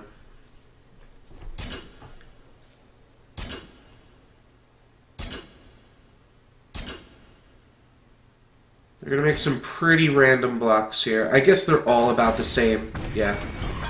They're going to take 2, eat 2 of my creatures. They could have eaten 3 of them. But that's fine.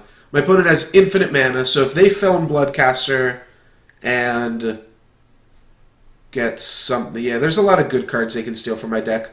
Volt is actually still pretty good. Zen and Obelisk would be really annoying. Alright, well, Volt's good for me, too. What happens if I swing now? These 4 get chump blocked. This gets eaten. Okay. Nothing happens. I just lose a 3-2. Before I traded 2 3-2s for 2 points of damage. I also killed the witch.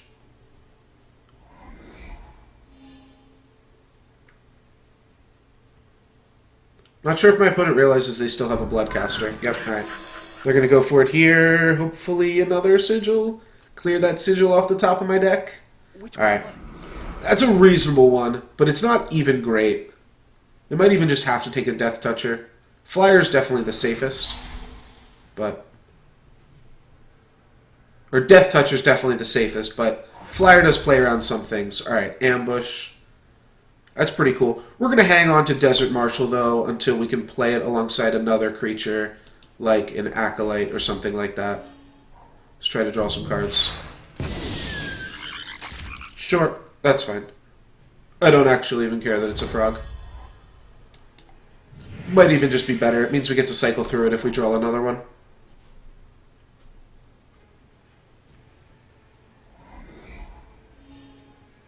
Alright, we got quite the board stall here. There's Amber Acolyte. So let's go Acolyte first to thin our deck. Take out the Justice Sigil. Play a 3/3 frog. Draw a card. Draw some more frogs. No, Torch. Okay. Torch is pretty good, though, when you get into a situation like this. Seek Power? Well, now they know I have a Torch. No, I could also have a +1/+1 to all my creatures. Time Sigil, Rain of Frogs on my Torch.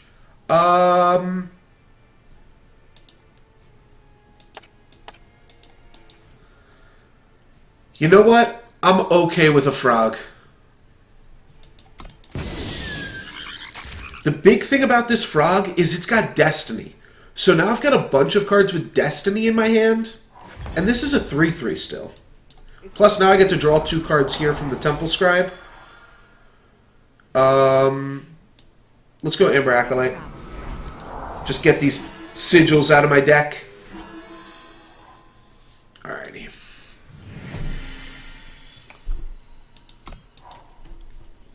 I think I'm just going to flood the board. Oh, Withering Witch. Tell me they don't have the combo.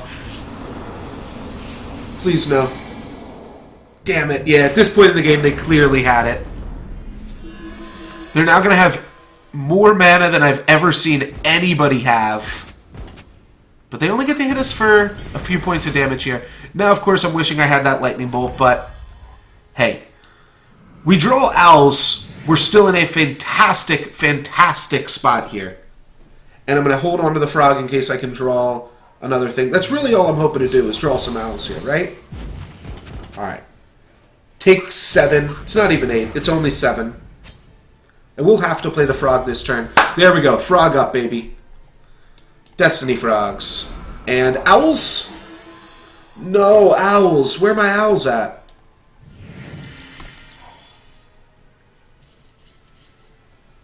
Alright, well I have some pretty reasonable blocks here. Just going to double block the 3/5.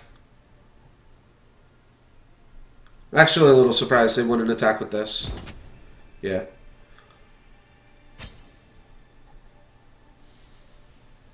It's interesting. They do have to kind of watch their life total, but... Oh shit! They're scared. They're scared. Alright, well this attack's great for me. That means I can just double block here. If they blow me out, they blow me out. Can't afford to play around anything at this point in the game. You got it or you don't. Alright, Arcana Monitor.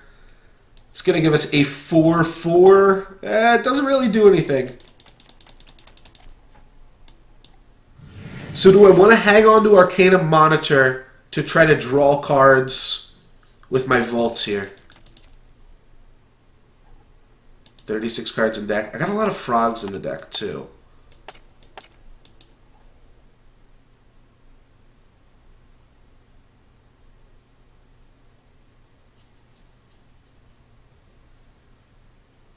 Oh, I see. It is a 1/1.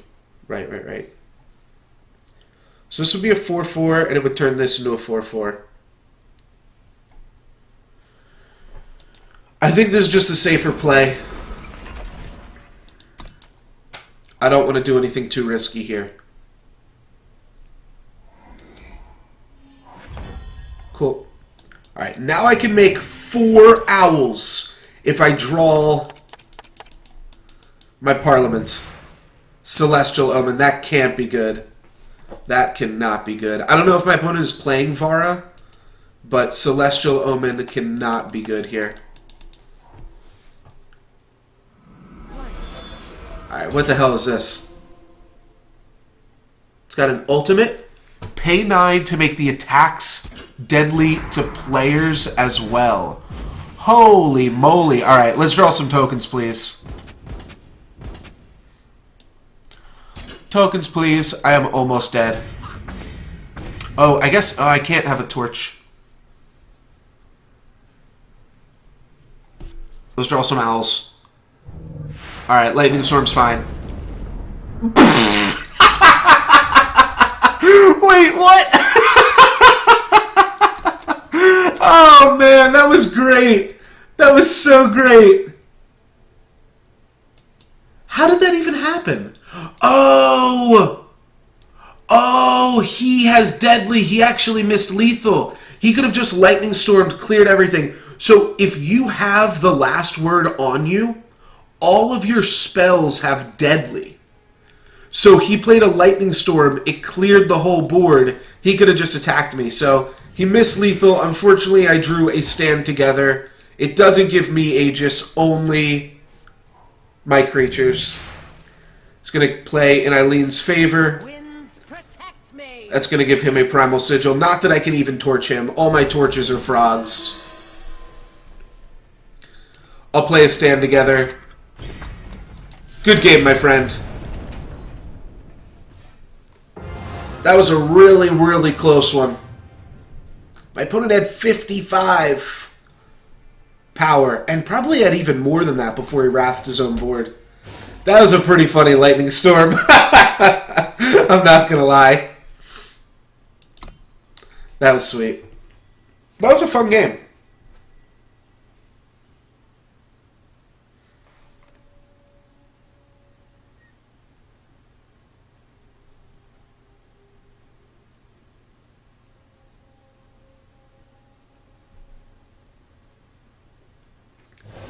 That was a pretty sweet one. What do we got here? Well, I've got a Disciple. I've got an Obelisk. It's a little bit slower on the draw. I think I can keep it.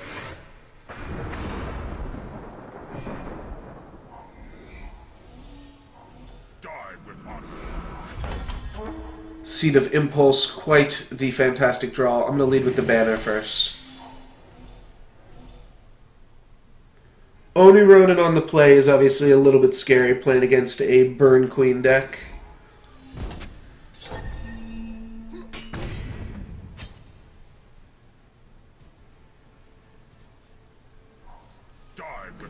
Another Oni Roni.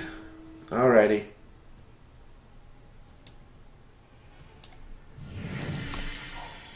Play out a seat. Hopefully these Grenadin drones can get us back into the game, but it might be too little too late. My opponent's going to have a bunch of Warcry, so I also kind of need to draw a Vanquish now.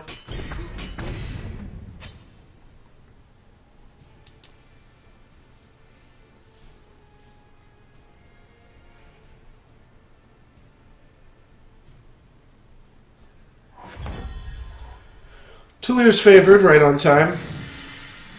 Assembly line. My opponent's got nothing else going on, though. So this assembly line could actually be pretty good. They clearly have a quick spell of some...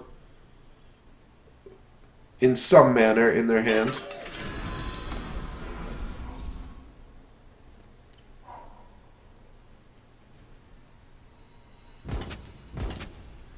Alright.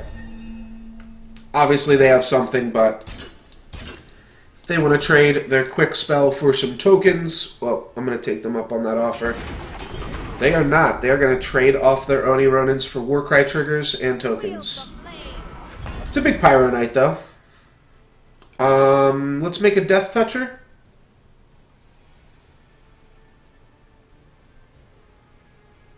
I'm not sure.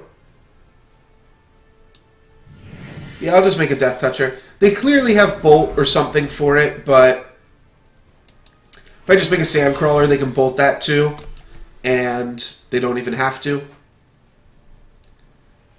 Yep. Torch the Death Touch.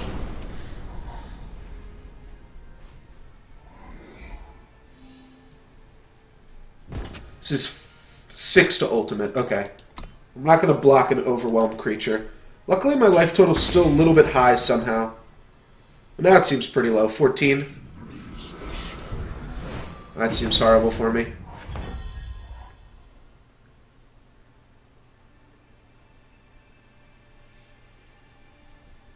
I don't think I can afford to do anything else other than Zen and Obelisk and double block this here.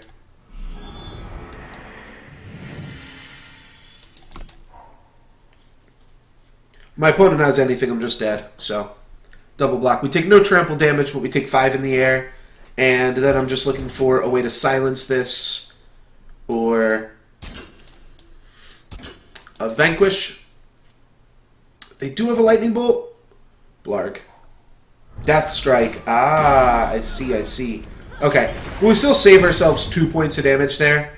That means we're not dead next turn to the Impending Doom. And then... Right, so yeah, I just have to go like this.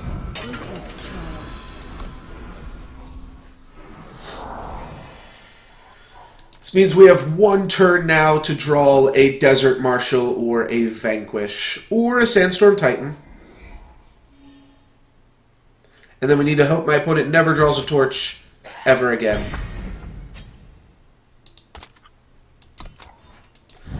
That'll do it.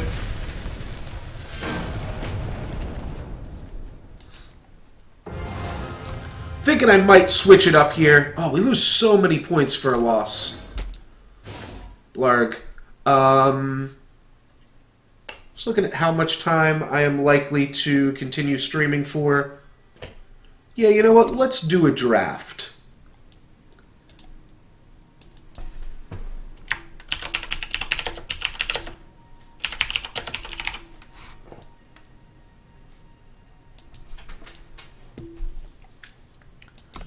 Just want to mix it up.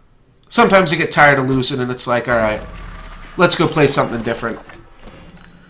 Recano Artisan is pretty sweet. I don't own this card too, so for constructed purposes it's pretty cool. Assembly Line is very, very powerful. Amber Acolyte is not powerful, but I love Combray. And I'm very, very much considering just forcing Combray.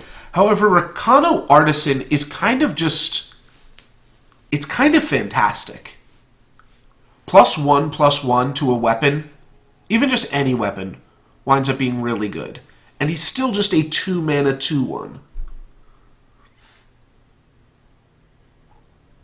I think I'm going to take Recano Artisan. I've done well with Recano before. I think I've gotten 7 wins with every combination. I know I've gotten it with Combray, Recano, and Stone Scar. So, we'll take it. Torch here, probably the best card, and already in our colors. Magma Javelin's a cool weapon. We're not going to take... If we're going to take a red card, we're going to take Torch, is like the long and the short of it. The other thing to think about is just like, would we have taken Zen and Guardian if we took the Amber Acolyte? Not even sure we would have. Torch is pretty strong. So, pick up a Torch here. There's the obvious pool of Explorer Emeritus hoping to draw us in. I don't really love Rally. I kind of do actually like Temper a decent amount. So, take a Temper and be fine with that. I'm just kind of noticing that our other cards are drying up a little bit. Don't really want to play Fevered Scout. Runic Revolver is cool, though.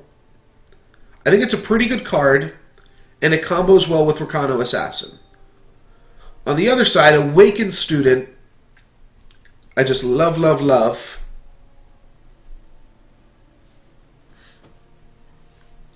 I think maybe I can play Runic Revolver. There's also just Valkyrie Aspirant and Stay Rakano.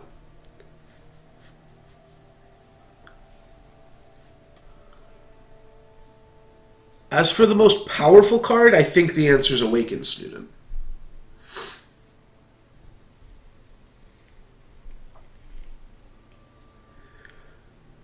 This is just a really powerful pack, which is why it's deceiving. There's a black card in here. There's a Stone Scar card in here. There's a solid Time, Primal, and Justice card in here. So the fact that the red isn't that strong doesn't really mean anything because there are still 2 red cards in the pack, though they're not that strong. There's also a Seek Power.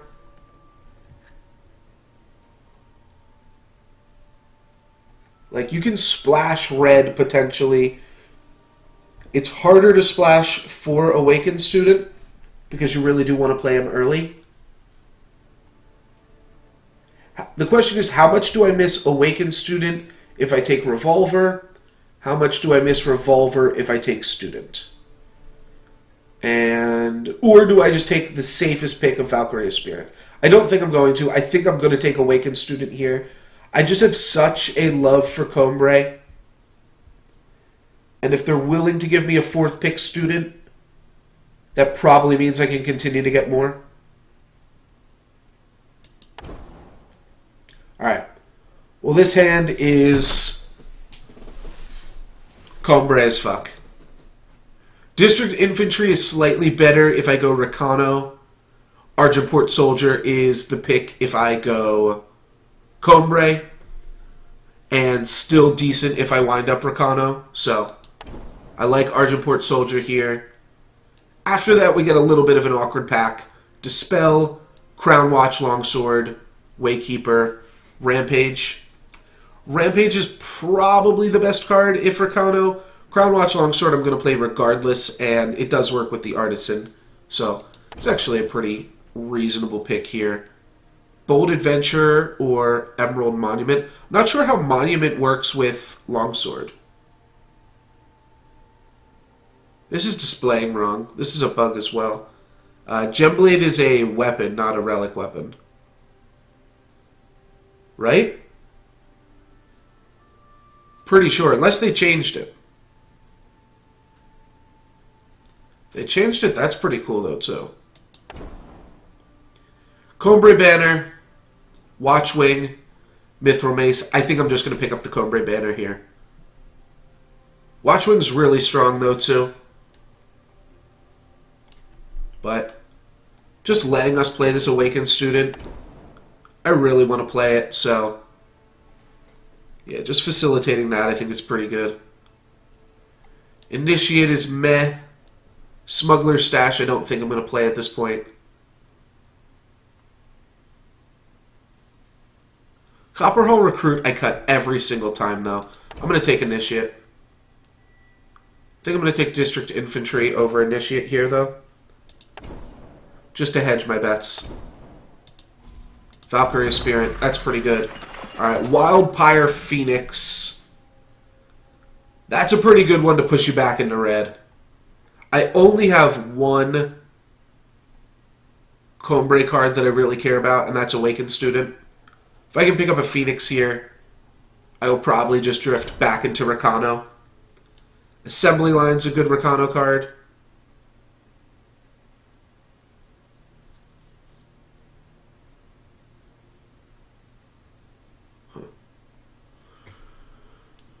And none of these other cards are particularly too powerful. Crown Watch Longsword's good, but not as good as Assembly Line. This card just does a lot of work. Field Captain's good. Oni Ronin is great. Finest Hour is pretty decent after that. Granted, Acolyte and Grenadin Drone, also pretty good, but can't go wrong with an Oni Ronin. And at this point, we're going to move out of Combray. And we've got a pretty solid Rakano deck here. Renegade Valkyrie is a pretty good one. It'll go along. It's good in Rakano. I mean, obviously, it's a Rakano card, but there's a lot of good pump in Rakano to help facilitate that. District Infantry is good, but I like Spire Chaplain. I think this card's solid. District Infantry is good in this combination, though, too. Alright, a second Temper. Don't really want a third Temper, but a second one's fine. Rampage is good. It's good with the Valkyrie, but Granite Acolyte's also good. Unfortunately, the Iron Sword from the Granite Acolyte doesn't get a buff. Loyal Watchwing's decent. Suppose we can potentially play one Rally. Might not play Burnout either. And I'm not going to play Oni Striker. Also not going to play Flag Bearer. Inspire's sweet. Got a Polymorph. I mean, it's just Torch. I'm just looking at the other cards in the pack, but yeah, it's 100% Torch. There's another Awakened Student here, but I actually really like Centaur Raid Leader. 4/4 charge, top card in your deck gets charge. It's a pretty unique effect, but pretty cool as well. I can take another Oni Ronin, another Watchwing, or a Crown Watch Deserter. Oni Ronin is for sure going to be one I want to pick up. Just flood the board early game. I think I am going to go for Loyal Watchwing after that, though. We'll see. I'm not going to cut any of my Rakano cards just yet, other than Oni Striker. Yeah, I like Watchwing just a little bit more. Inspire's cool too, but it's all good. Alright, another Rally. A Battle Blur Centaur. I don't really like Protect. I guess I'll take a Battle Blur. Nothing particularly jumping out at me in that last pack. Crown Watch Paladin's okay. Like I said, I don't really like Battle Blur. The one toughness pretty much means the Aegis is irrelevant. But here's the thing. Is a 2/1 Warcry for 2 still good? Yes, it is. An Oni Ronin that you spend double the mana on is still a pretty good card. Don't want a third Temper. I guess I can take a Rebuke here. I'm just not going to play 3 Tempers. That's just asking for trouble. Might even rather play Detain over some of the combat tricks that I have in the deck already. Don't really want to play a Deputy. Don't really want to play Detain again. Zenning Guardian. I'm going to go ahead and cut that. Where's that at? Alright. So, Dawnwalker, somebody brought up early in the stream.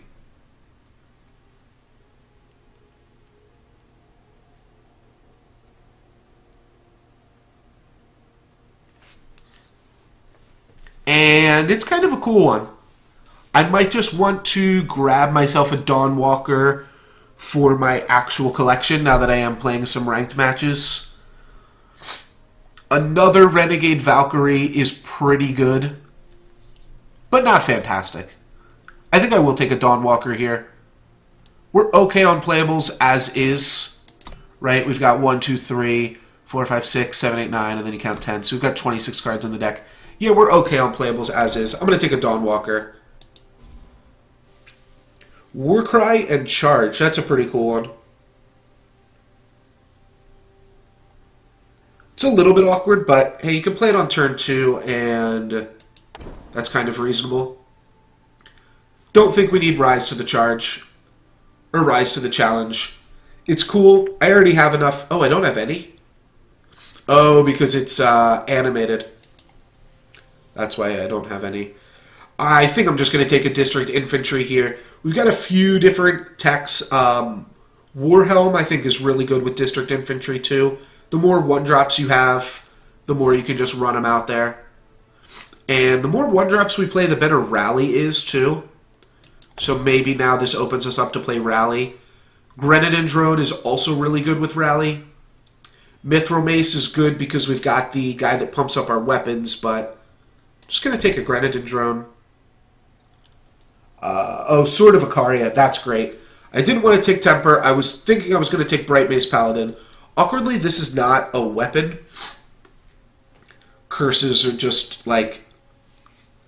I guess because, yeah, I wonder if they could word this to say like curse weapon and then have it be like -3, but that gets a little bit confusing. And then you get like relic curse weapons, or relic curses, I guess. But yeah, I'm going to take a Warcry weapon, and that is a pretty good use. It gives us something else to do with our Recano Artisan. Stalwart Shield or Burnout. Stalwart Shield is reasonable with Bright Mace Paladin. We only have one because I just passed the one. It does gain a buff with our Artisan. Means I can probably like cut Battle Blur.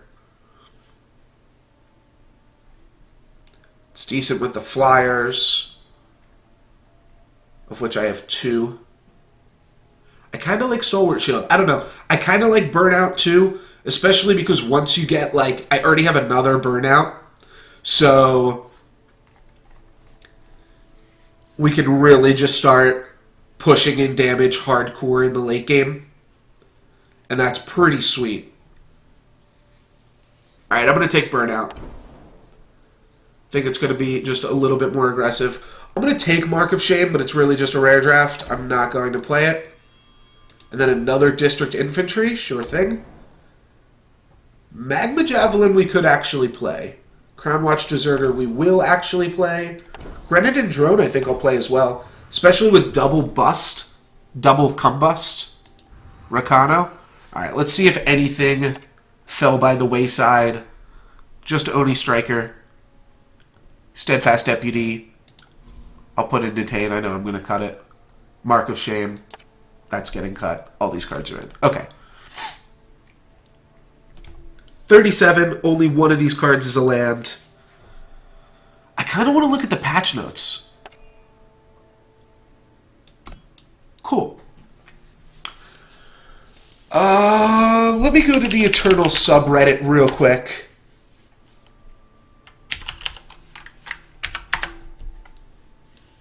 I'm also curious... Gemblade, Rakano, Assassin.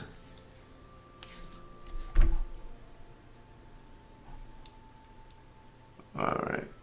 Or no, Rakano Artisan.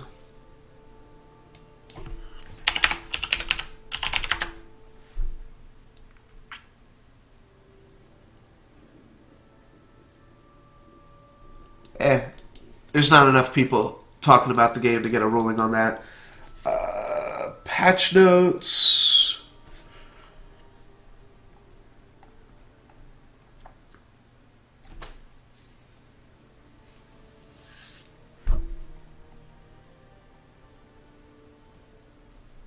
Oh, okay.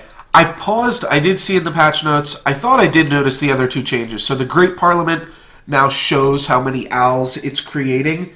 And I got confused for a second because Oni Striker did used to be a different card. This used to be the 2/1 charge with this name and art. And then Blazing Renegade used to be the name of this. So apparently Blazing Renegade is now the name of the 2/1. That's fine. Just swapping the names on cards that nobody really played with. It's a little bit confusing. But it probably doesn't mean that much ultimately. Alright, so let's... Sorry, I was just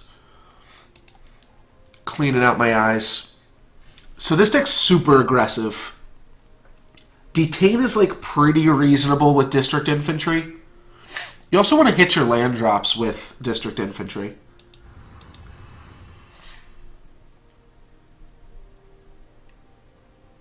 Rebuke. I'm not sure if I want to play Rebuke. I think I probably do. Just not sure if we can afford to. Alright, let's cut the Battle Blur. I don't know. We have to cut a bunch more cards. We probably just have to cut Rebuke and hope it doesn't come up. We're only really playing Rakano Artisan to bump Longsword, Warhelm, and Javelin. My question is, like, can I get away with, like, cutting Javelin? I just don't think it's as good as Burnout. I do want to keep the Valkyrie, because Flyers, I think, are good still. This is a 15 land deck. I think I'd like to play... Or, I'm sorry, this is a 14 land deck. I think I'd like to play 16 and a half lands. aka 16 lands plus Emerald Monument. Which means I still want to cut...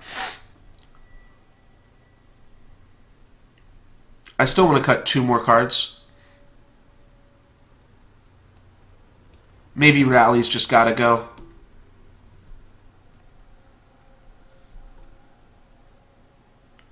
Whoops. I cut Torch instead of Temper. That would have been really, really bad. There are a lot of things that Temper does, especially because we are an aggressive deck. But these are great. These are great damage push. Everything that costs 4 or more pushes damage. It either has haste or flying. And that's really good damage push.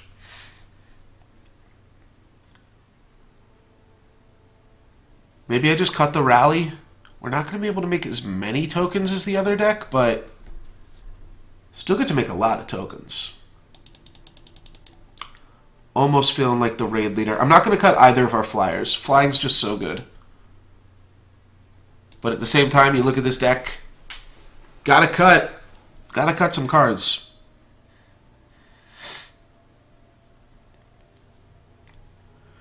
Spire Chaplain does really facilitate the big game cards here. Maybe we just cut Rally, because we can kind of play for late game.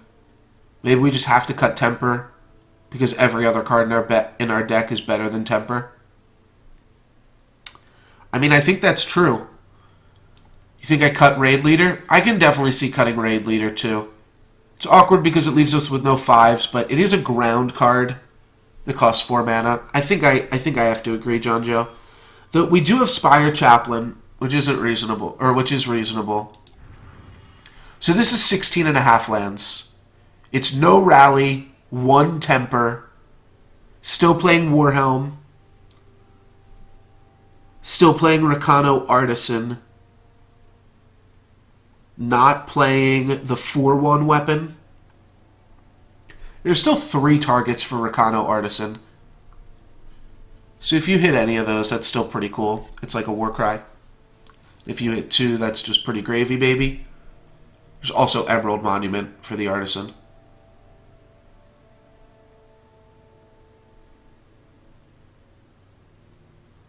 Alright, I think we can work with this. Yeah, we're going to play 16 and a half lands, but we've got a Spire Chaplain for a World Pyre Phoenix. Split right down the middle.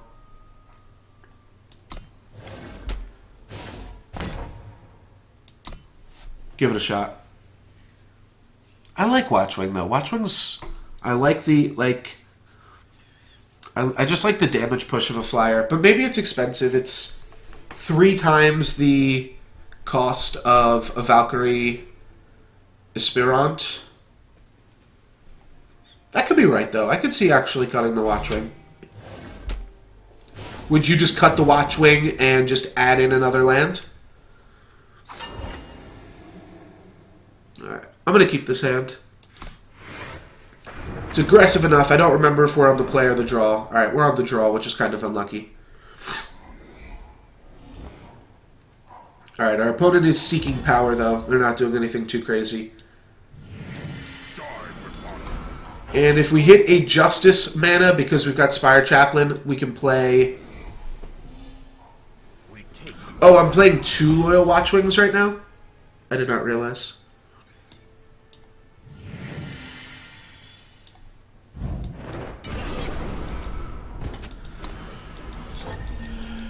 Trading Torch for an additional Warcry trigger, essentially.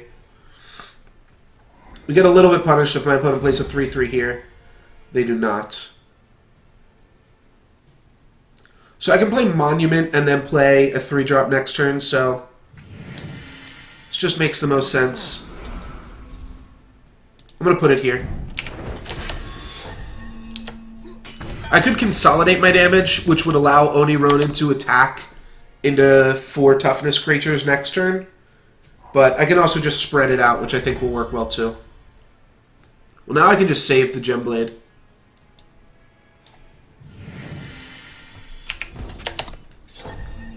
My opponent's not doing anything here, just taking 8. I don't know what's going on. Harsh Rule costs 2 green. I'm not going to play around Harsh Rule. No way. Alright. That's just going to pop him open. I didn't realize I had 2 Loyal Watchwings. Maybe I can cut one of those. Let's take a look back in the deck here.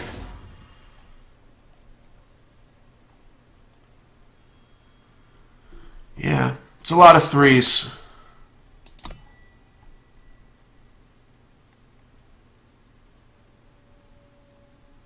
$16.5 lands is on the low side.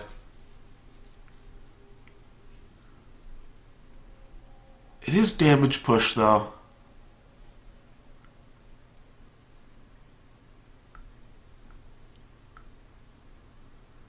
I kind of like Watchwing with how many weapons we have, too. I'm going to keep going with this until we lose a game.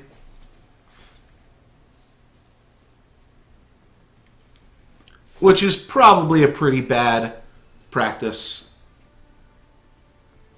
It's more than 1 damage push. You get to attack for 1 every turn. Plus, it's just... Though, I've got 3 District Infantries, too. So, I can play a turn 1 Infantry. I don't have to play a turn 1 Oni Ronin.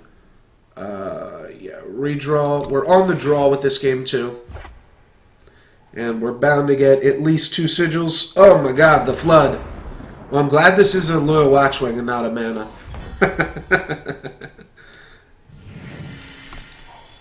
Obviously just unlucky, but funny how it shaked out regardless. Why I did not lead with Fire Sigil, I have no idea. But I can play Argenport Soldier here, so it's actually not a big deal. Yeah, it's actually fine. Turn 5, I can play the Renegade Valkyrie and give it Warcry in charge. Not on mine. Sword of Ikaria seems like the bomb diggity here. Take my sword.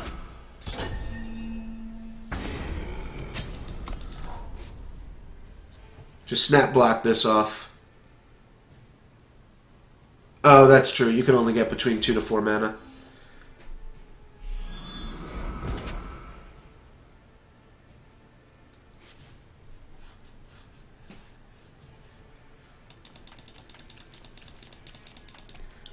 So I'm just going to torch this. Yeah, it's better than losing my weapon. It's a little bit awkward.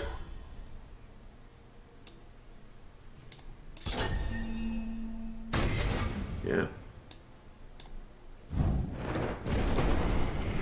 Sweet. I fly for the throne. Next turn, if we draw a land, we get to go Warhelm plus Valkyrie. Like we wanted to.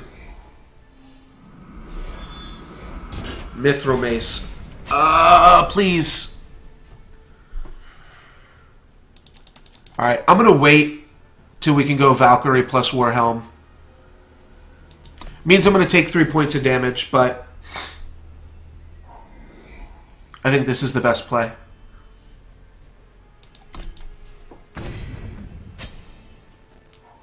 Forward, soldiers! Field Captain dies to my burnout eventually. This is fine too. I fly for the throne. That charge weapon, yeah, that wound up doing some work. We just need to draw like a Grenadin now to kill the Field Captain. We're trading back for reasonable points of damage against each other, which is interesting here.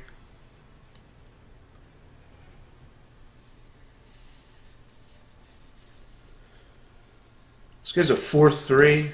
It doesn't really do that much for me. Thing is, this card's going to keep getting... Oh, I can't even burn out this now. I don't know what I'm thinking. Well, shit, then what am I doing here? It's going to be for 5, then 6, then 7. So he's got me on a 3-turn clock.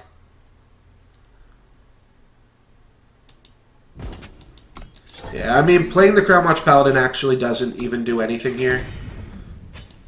My sword is yours. This actually gives me some outs. So I just Warcried My sword is yours. the top weapon in my deck. If I can give this guy a solid weapon... No, not quite. Yeah, like I almost was like pressuring lethal. Now I'm just chump blocking with Paladin. Don't really know what else I'm doing.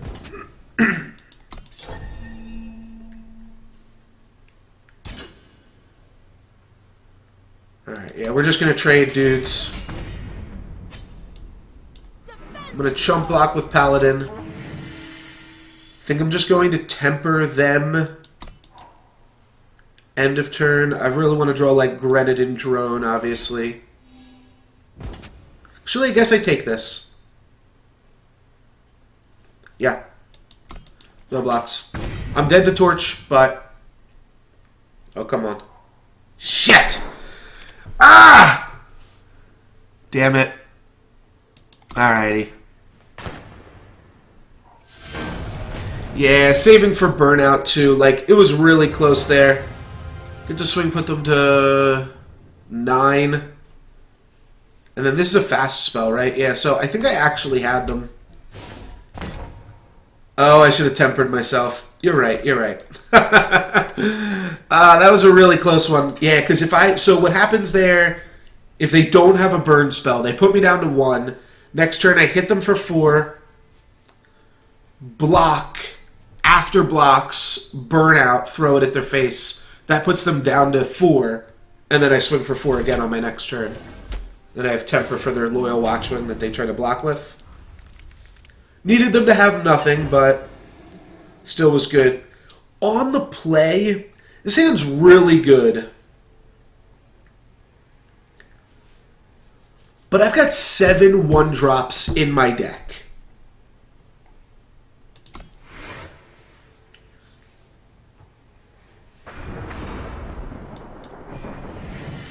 I think I made the right call.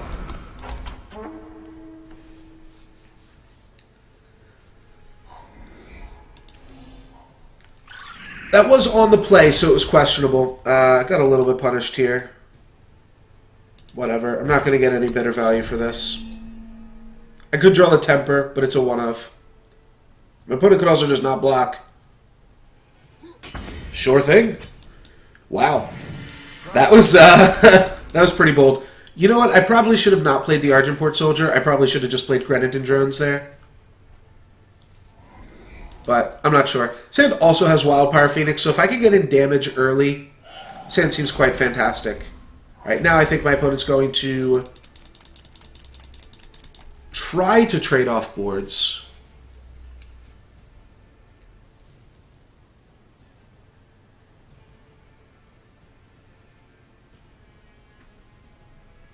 So if I play the Longsword...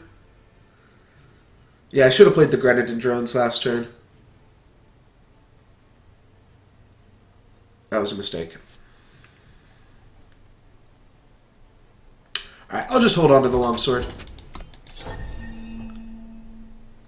Yeah.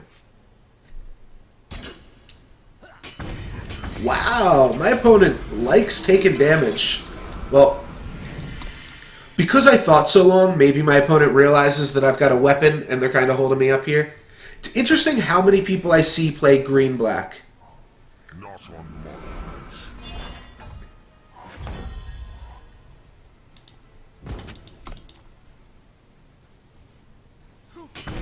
Wowie. Alright, at this point, I guess I'm just saving the Longsword for the Wildfire Phoenix. I'm really surprised my opponent has not traded off this Spider yet, but they're not in that bad of a position, and they've hit their land drop every turn, too. So, they're kind of feeling it.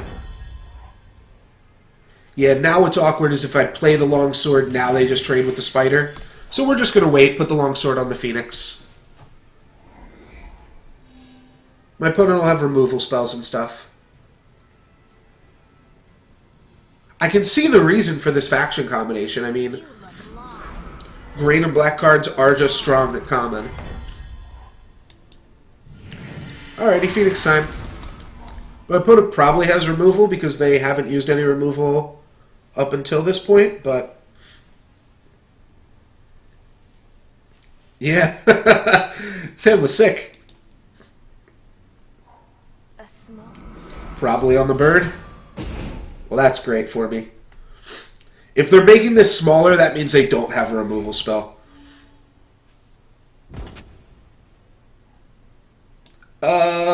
What? What? What was that? I mean, maybe I'm missing something, but I don't know. I'm just going to hit my opponent for 7 and not look a gift horse in the mouth. One more hit plus torch will do it, or just 2 more hits? Yeah, that's fine. So 2 more hits now.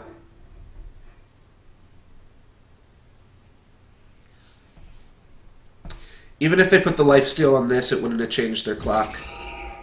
So they're just going to give themselves a 4/4, go up to 12. I don't think I have any draws because I don't think I have any Warcry triggers. No, I do still have one more Warcry trigger in my deck. I've drawn all lands the past 4 turns, so I have one more Warcry in my deck.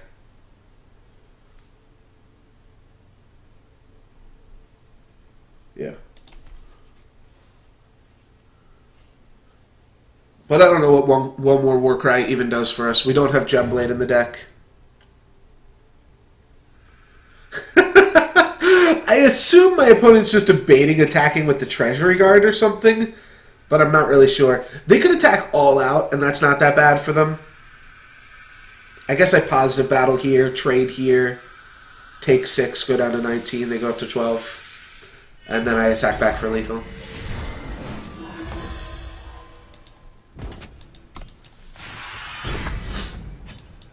Alrighty. There's our Warcry trigger. Drawing lands is still great because when I draw back the Phoenix, it'll cost 9. What's up, Kaleri?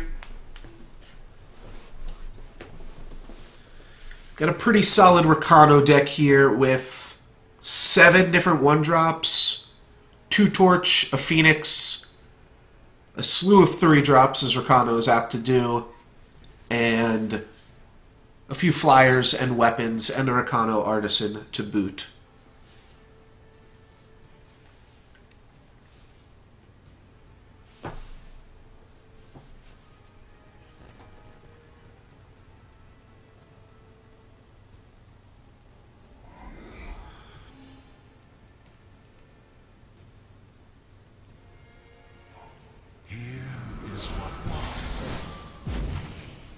Alright, well that's a good card, but not good enough.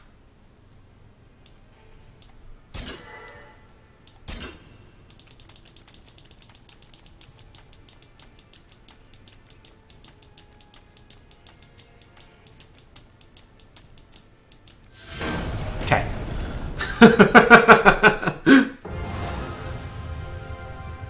I'm pretty sure that's what my blocks were going to be. Just get the 2 positive battles in. 2-1. 2-1. And our 1 was really close. My opponent just had a big field captain.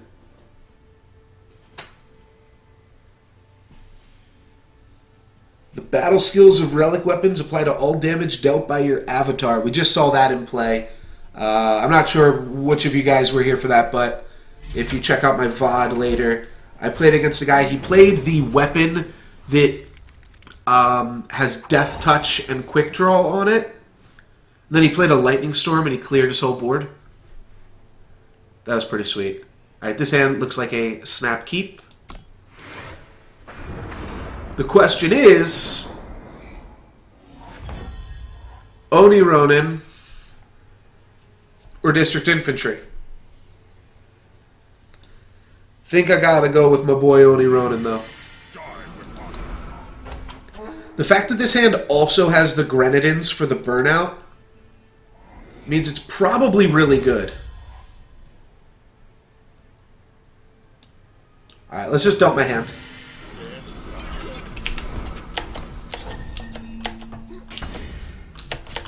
This obviously takes away a empower. Yeah, an empower trigger from my district infantry, but this hand's got more than 7 1-drops, actually.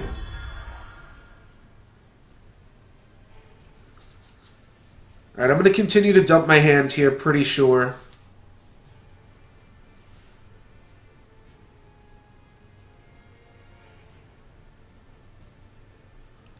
Think I'm just going to put Longsword on Oni Ronin and then play Aspirant.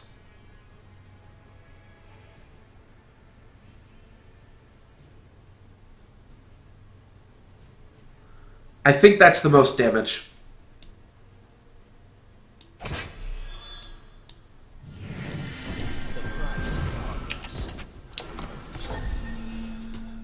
I shouldn't have played Aspirant pre-combat, but I don't think it matters.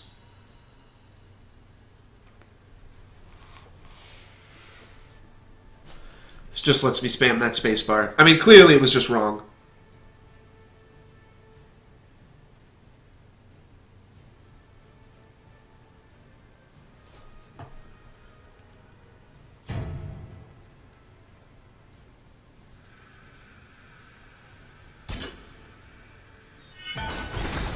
Alright. That's pretty good for us. That got in the most possible damage we could have dealt that turn. 8 damage to my opponent's face. Safe travels, friend. Now an Acolyte means we might even see a double block in some variety from my opponent, which I would love to see. Because a double block means that we are getting in loads of damage. I'm going to go for the Justice Sigil. We draw another land, we can Gemblade our flyer. Assuming Gemblade wasn't changed. Can anybody answer that? Gemblade is a weapon, right? It's not a relic weapon. Alright, they're going to double block the Oni Ronin. Which means I'm hitting them for 5. Sure.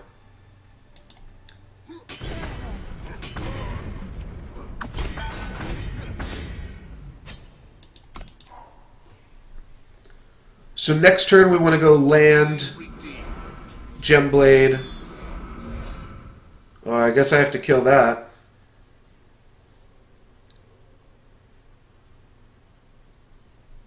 Yeah, there's just no way around that. I have to kill this.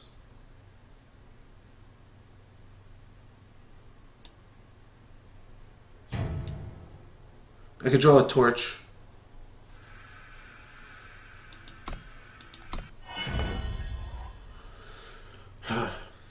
I can also do like this. Oh wait, that's not good enough. Okay, now Gemblade turned into a normal weapon, but for whatever reason it displays as a relic weapon sometimes there. Alright. Get a little bit punished. We lose 4 points of damage here. No blocks. I'm going to plan on combusting it later. We also need to combust it while my opponent doesn't have mana up to protect it. Yeah. Alright, well, we can combust it here. Combusting makes me feel good.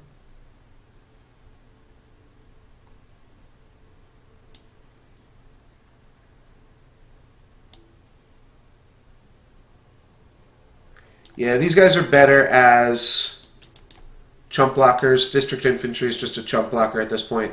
Let's just do this now while my opponent's tapped out. I don't want to mess around.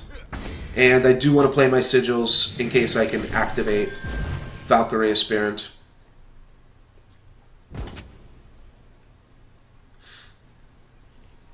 No blocks here.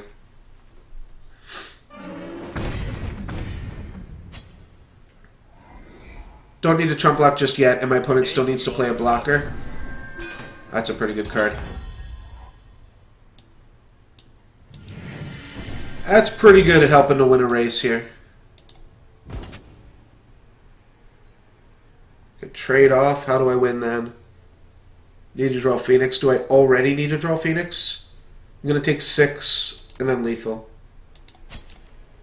Might just already need to draw Phoenix to win this game.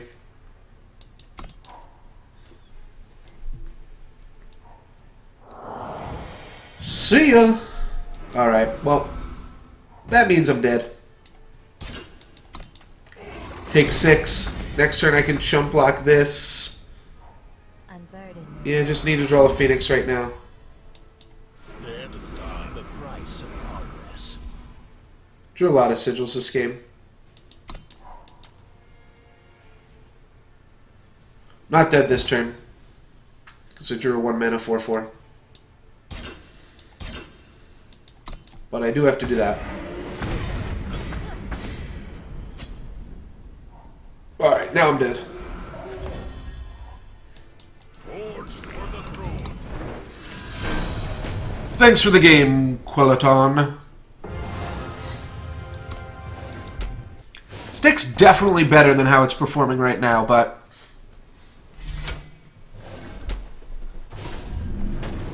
I've had some slightly awkward draws.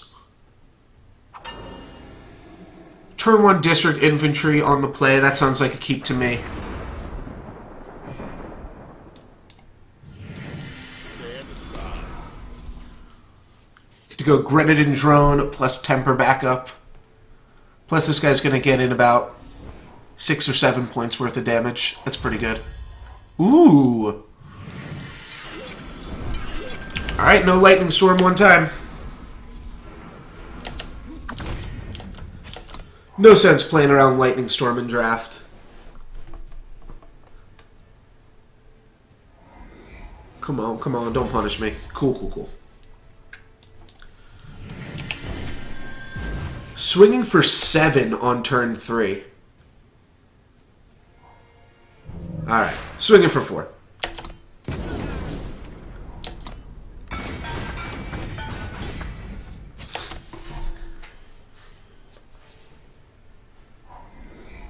Well, we swung for 7. It just didn't turn out to be 7.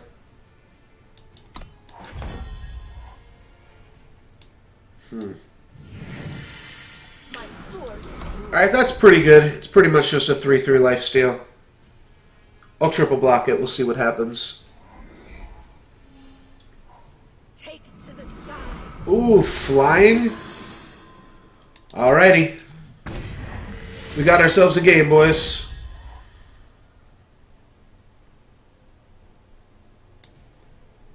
Let's just get aggressive this turn. You're not fit to rule. We're hitting them for 6 here, so we're actually trading damage on them evenly. And their lifesteal guy can never be a blocker. So yeah, they're hitting us for 3, we're hitting them for 3. Well, holy shit, what the hell is that? Let's just combust it. I mean, they're not going to get the ability off it anytime soon. So I could just play District Infantry here. But I'm losing a lot of damage by not combusting this right now. Yeah, now I get to hit them for 8, down to 10. That was a little bit scary, a 5/5. 5/5 monster. Execute my Warcry guy. Violent Gust my flyer. Alright. Well, now all of a sudden, we're in a little bit of trouble. Stand aside. That's a pretty good draw, though. I get to hit them for 7. Then they're going to go up to, what, 10? No, 9. So a land is lethal if they don't do anything. My Empower trigger's lethal. Back alley bouncer.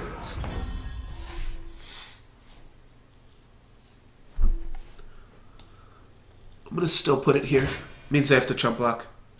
Oh, no. Shit.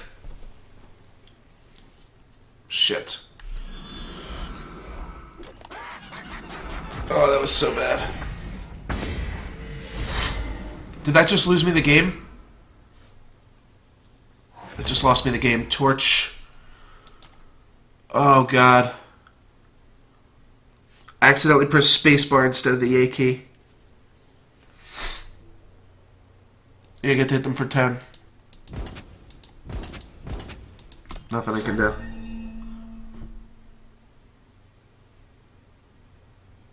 Maybe they'll just take it all. I can't see any world in which they just take all of this. And even if they do, it's still not lethal. Oh, that's so embarrassing.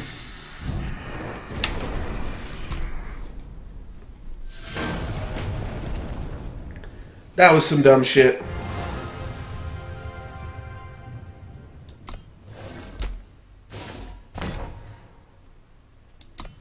Well, that was embarrassing.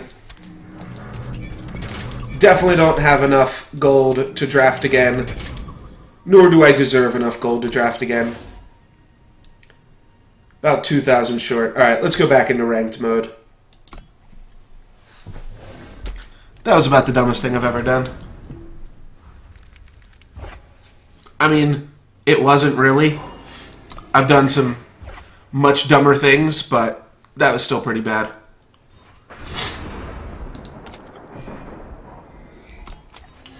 Greetings, Mr. Izzle.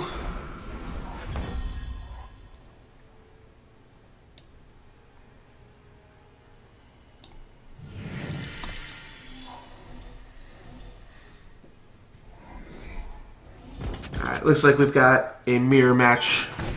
We're close to it here.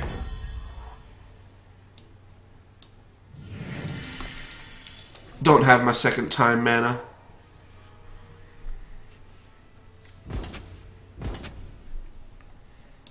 But we're probably fine. Our opponent's not going to clock us too much, most likely. No, they could. If they just have Vault next turn, it's actually a little bit scary. If they have Vault next turn, I'll have to use my Torch, I think. Alright, if they don't have it, I'm not going to use it.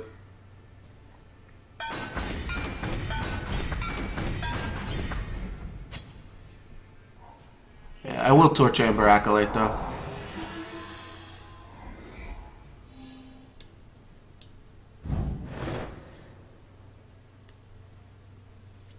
Chances are I was going to have to torch that anyways next turn. Alright. My opponent also clearly has Torch in their hand. And we've got nothing. That's no fair.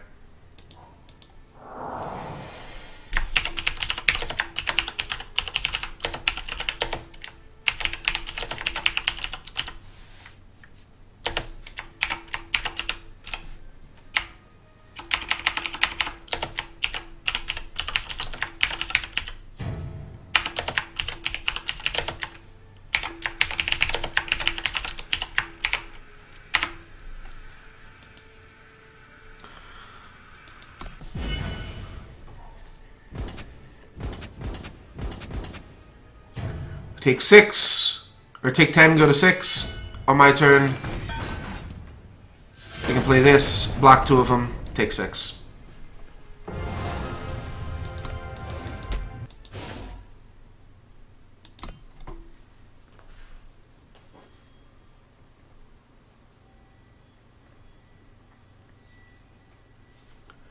Not gonna be able to get there in that one.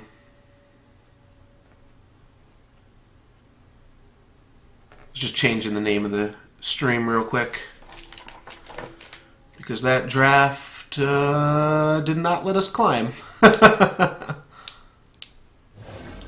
I'm slightly curious if drafts get harder, like if you play against better opponents the more times that you've drafted. I'm not super sure, can't confirm or deny that. This hand seems great though.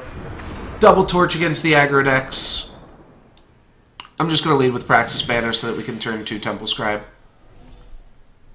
Means that we can't kill an Oni Ronin here, but oh well. And it's just a Grenadin drone anyways. Cool, cool, cool. You have to make some concessions with this mana base because you can't play...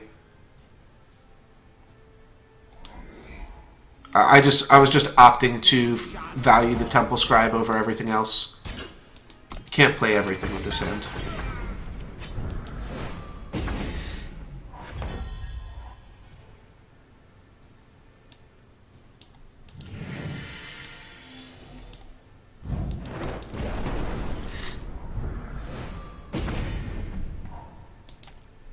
Double Torch is pretty good against Stone Scar Burn. Assembly Line should be good against them too. I'm feeling okay.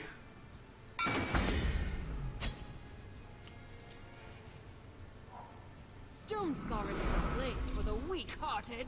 I agree.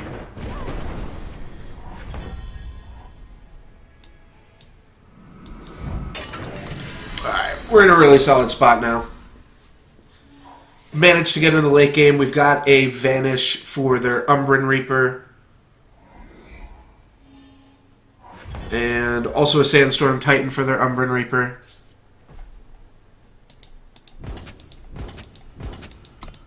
We can start the beatdowns now.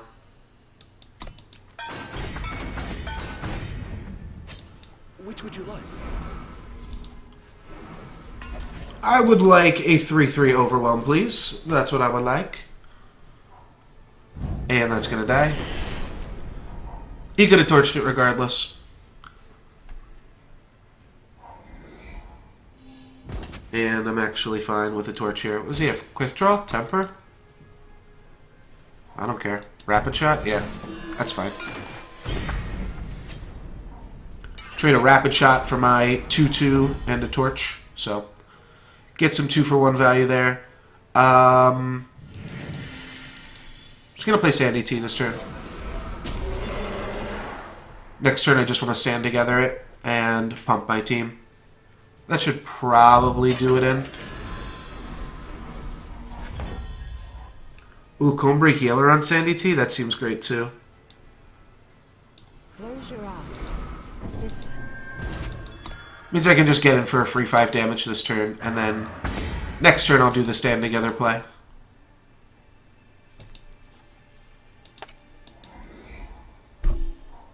Wield the blade.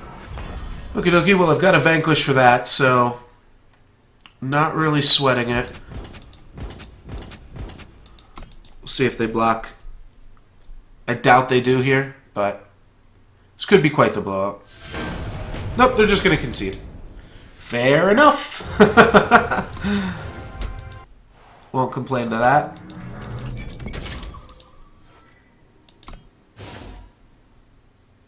I'm going to play a little bit more of this. I'm also just going to load up Hearthstone right now. I believe I have 2 quests, both of which are 5-win quests, so that would be a pretty considerable amount of questing I'd have to do off-stream. Might just do some arena runs and put preferences on the factions that I have. It's like Warrior, Paladin, Mage, Shaman quests, which is pretty much everything. Obviously, I'm going to get a Hunter, Rogue, Druid as my option. Let's see what we got. Yeah. So, What gave it away? yeah, I'm going to try to do one of these in Arena. And I need to mute this music.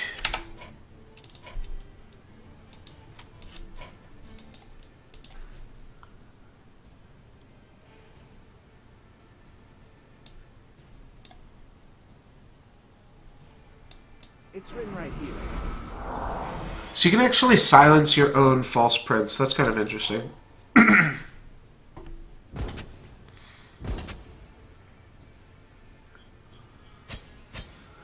No third land drop. Pretty awkward. Hopefully we can get there eventually. Opponent's beating us down pretty hard. Yeah, please. Bring on the beats. Well, I'm actually in an okay spot now. I can Grenadine Drone and triple block this, and I can silence this, which I believe kills it. I can also quad block the False Prince. I lose everything, but we deal with the False Prince there. The triple block I like because I actually gain value out of that, though. Think you can escape me? Wait, what? Oh, that's not how this game works.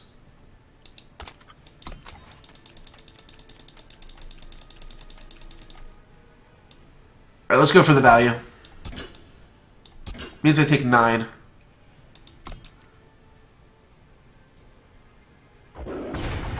Now, hopefully next turn I can Death Touch, at which point I'll be able to double block the Copper Conduit and put a Death Toucher on the False Prince. Torch for Prince is really good as well. That means I can block this with Grenadine Drones. Now let's go Acolyte. Safe travels, friend. Hit our land drop. This is a lot better. Now our plan is double blocks on Conduit. If they have a kill spell, they're not going to have... Yeah, they could have a Static Bolt. Okay. Okay. I can deal with this. Yeah, Permafrost. Okay. So, yeah, when they Permafrost, that means we've got a chump block with the Grenadine. Torch here. Yeah, I don't want to go down to 3. We'll throw out a chump block. I've got more than enough tokens here. So we'll take 1. My plan here is to make a flyer and then go double blocks. Never mind. Sandstorm Titan's insane.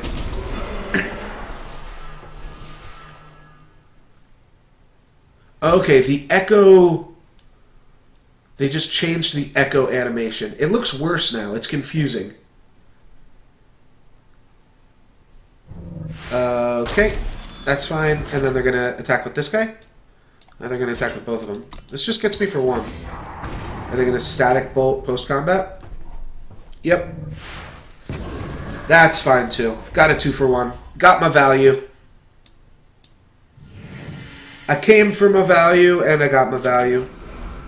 Let's make a 2/2 Flying Locust. And sure, I'll play some Grenadines.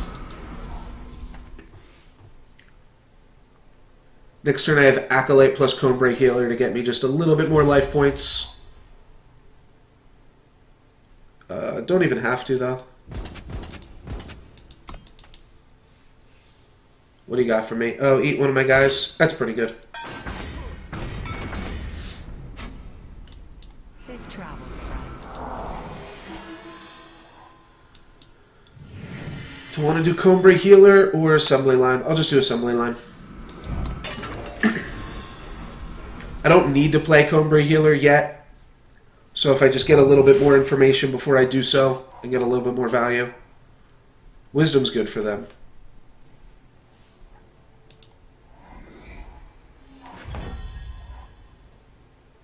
Desert Marshal, also pretty solid. Desert Marshal means I can just swing out. Can I, though? Are we trading Amber Acolyte for 5 points of damage? Maybe I just hold here.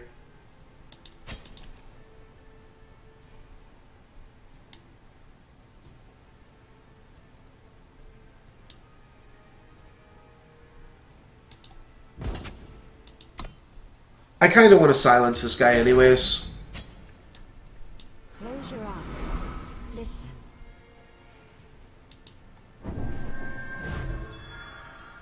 Sure. So yeah, my plan here is silence that and then eat it with the Combray Healer.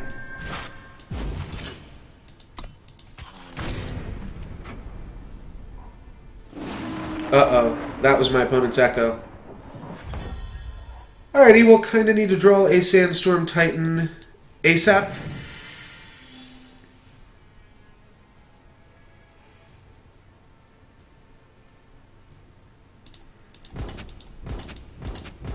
just going to attack because I've got an assembly line in my hand.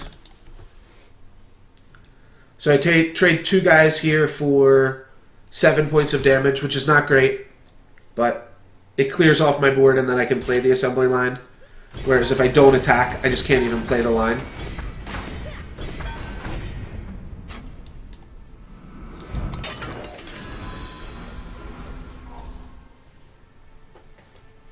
Could have swung with this guy here just to deal a little bit more damage, but...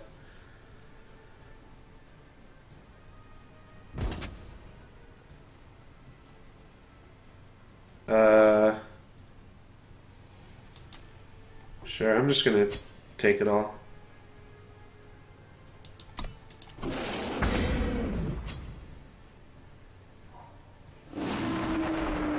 Okay. Yeah, it was actually really close. If I drew a Vault of Paraxis or any +1/+1 spell, Arcana Minotaur, Vault of Paraxis, it was lethal.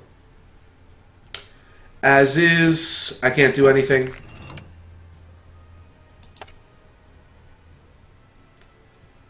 Maybe I can bluff them into only attacking with one guy.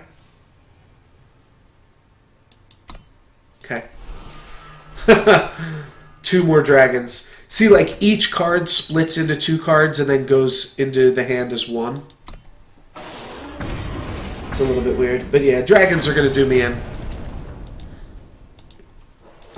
That was close. I just took way too much damage early game and then was forced to make plays late game. Normally I could have played so that like I didn't even lose my Sandstorm Titan.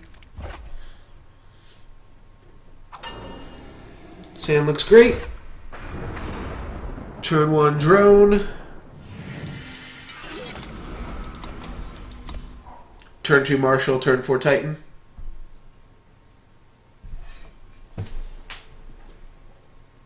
The Nameless Sandius sounds familiar.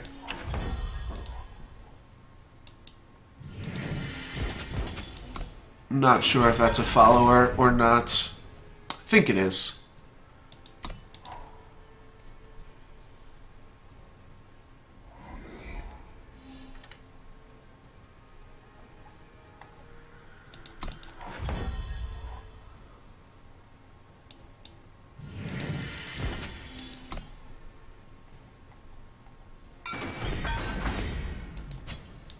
Not sure. Name looks a little bit familiar to me, though.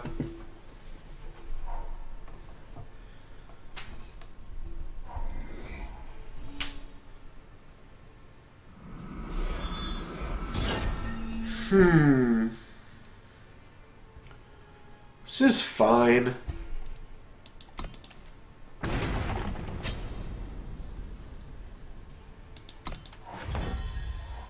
Yeah, I don't think I'm going to stress about him trading off Sword of Icaria for 1 Grenadin. Here he pretty much has to have a Vanquish.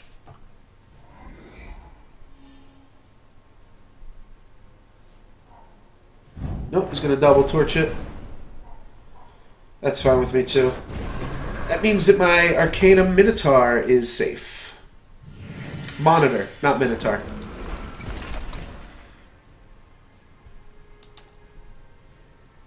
I think it's safe. Do you have another torch? He's clearly got something, right? With that pause.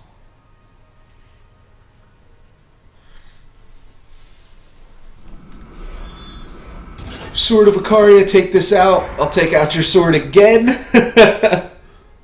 Pretty silly. Hopefully I can take out the sword again. So all he has to do is play, you know, anything, and I can't. He's going to torch here. Okay.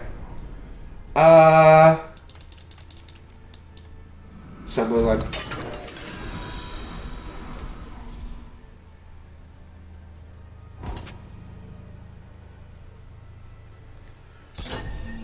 So holding off so that we can get multiple owls here. I think it's pretty obvious for my opponent at this point that I've got a Desert Marshal.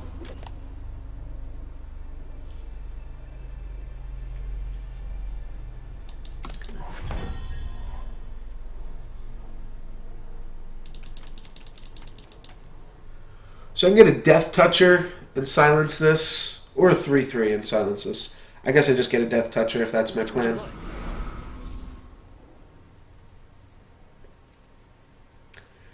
Could also get a 3/3,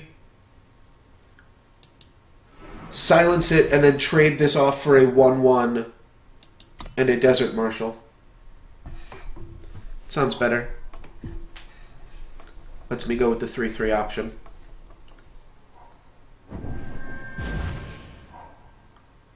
He decided to spread out his war cries rather than put them all together.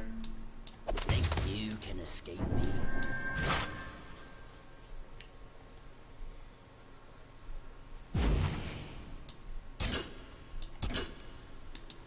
Don't really care if he Giant Growths here. Yeah. Still a better play for me because I can still just double block it again next turn. And it's better than me just... no, maybe it would have been better the other way around. Just offer him the 2/2 and just block with everything.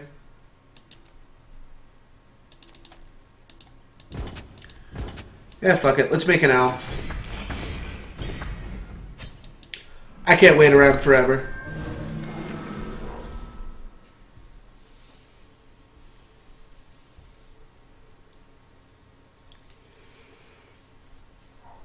Alright, Crown Watch Cavalry. That is quite the monster to have buffed.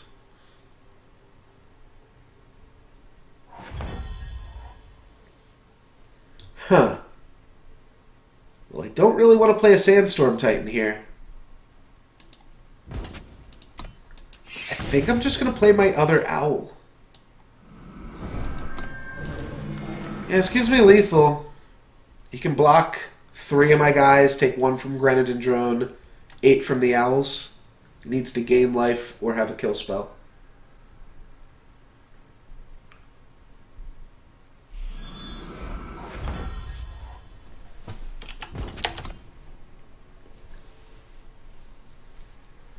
Let's see, no luck's given, baby. Eat my 3/3, eat my 2/2, take 10. GG.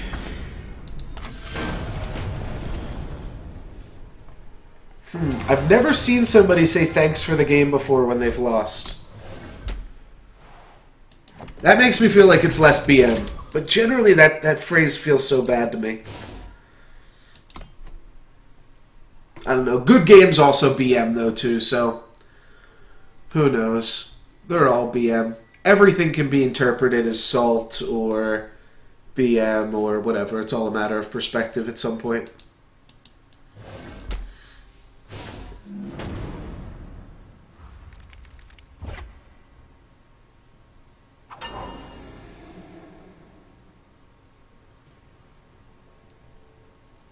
Sure.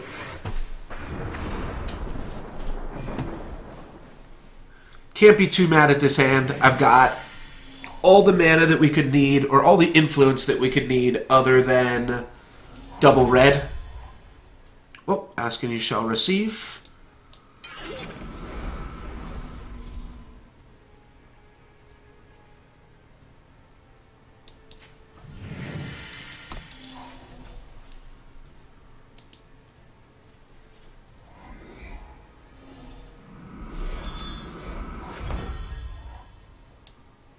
Focus, child.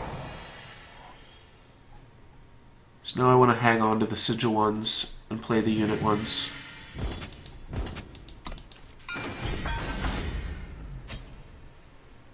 Thanks, Halicarnassus.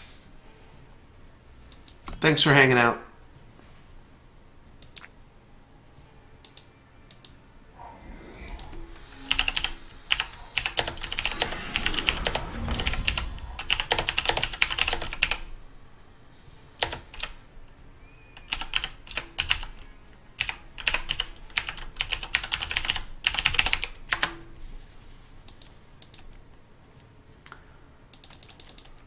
Alrighty, so I think at this point we want to try to just race our opponent. I guess all of our options are really the same here. We're really just going to play a Vault of Praxis and bash. It's going to be really tough to race this, though. I guess I just need Sandstorm Titan sooner rather than later.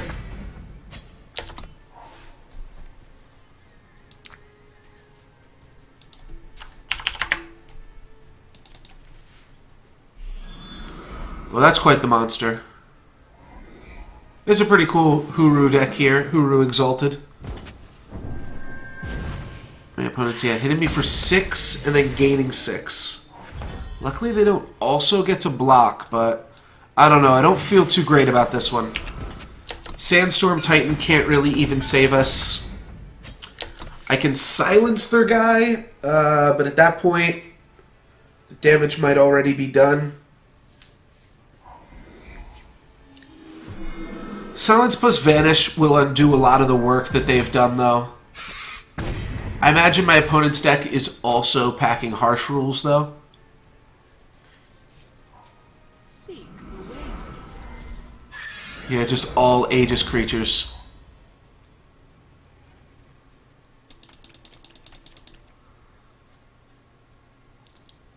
Yeah, Stand Together was probably just better.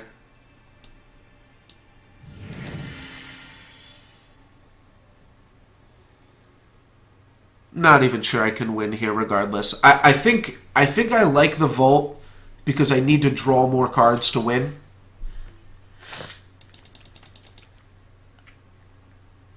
They're only going to attack me with this Familiar. Let's just attack. They're not going to block.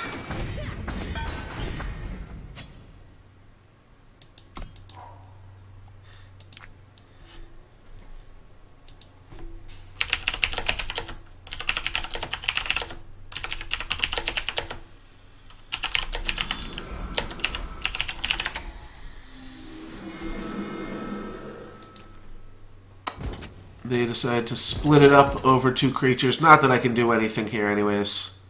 I'm just dead. Yeah, in order to win that game, I was going to have to silence or play multiple Vanquishes or something like that.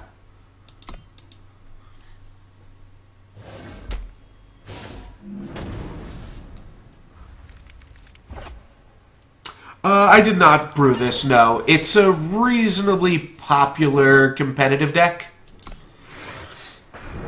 I had similar thoughts on decks just because I saw the Zen and Obelisk assembly line Praxis or Vault of Praxis like synergy immediately. But obviously like the developers put that in there knowing that that was going on. Time quickens.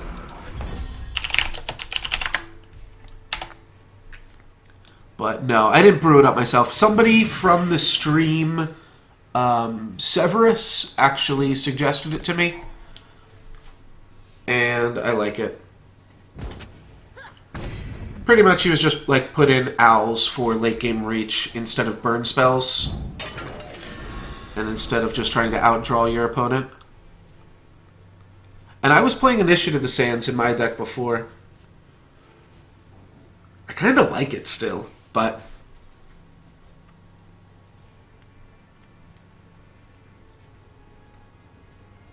oh, really? You just like do you play District Infantry in that deck, or what do you play? Just an aggressive Nyabrew? Woolly Thoctars? Any Woolly Thoctars in that? Alrighty. Cool, yeah, you can link it or post it in chat as text. Either which way, send me an image or link. I don't have links disabled.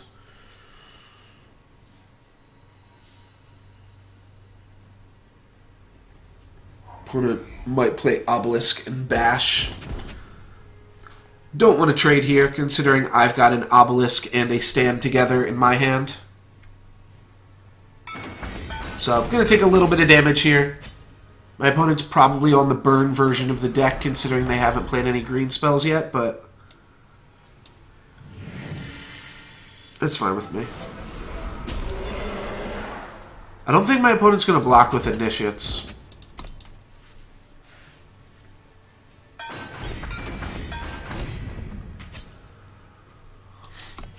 Ornate Aggro? Why do you call it that?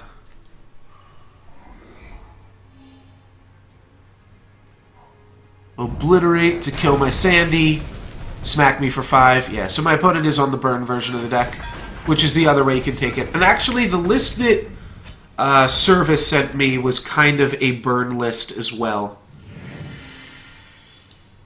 I'm just going to play Obelisk and pass. Okay. Ornate Katana's a sweet one. You just put it on, like, humbugs? Katana your humbugs? Not sure what's going on here. I think my opponent might just be trying to push through damage. No, they've got a rally. Okay. So we're going to trade here. Couldn't really play around that anyways. Actually, I did play around that, to be perfectly honest. If I didn't block, I was going to take a shitload of damage there.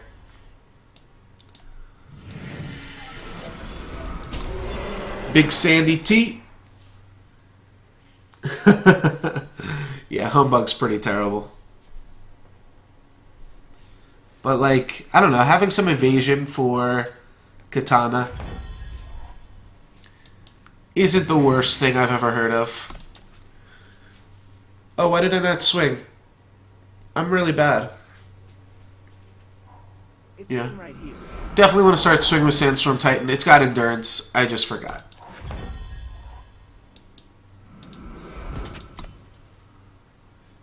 Yeah. At some point, right, just like Grenadin Drone has evasion just because it's more creatures than your opponent could hope to deal with. I'm almost dead to rally here. I probably am just dead. My opponent's got so many cards in their hand. I'm going to block. They're going to rally. Yeah. That puts me down to 1, and then they can torch me or temper me to finish it off.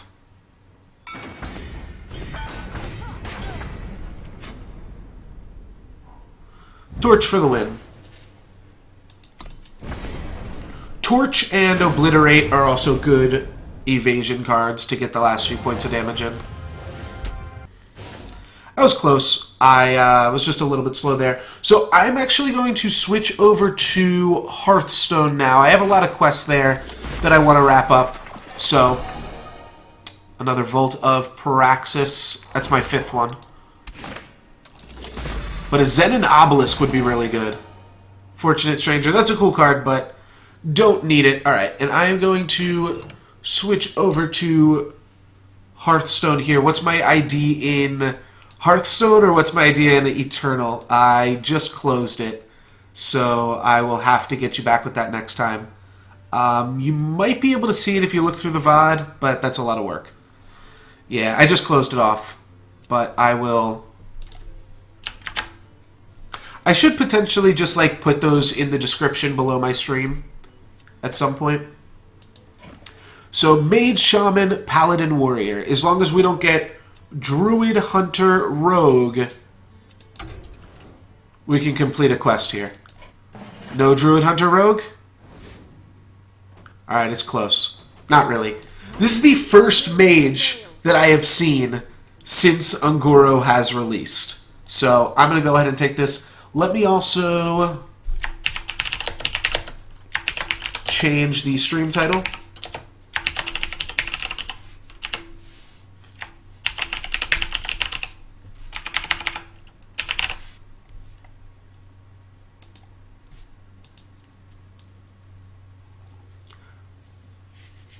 Cool.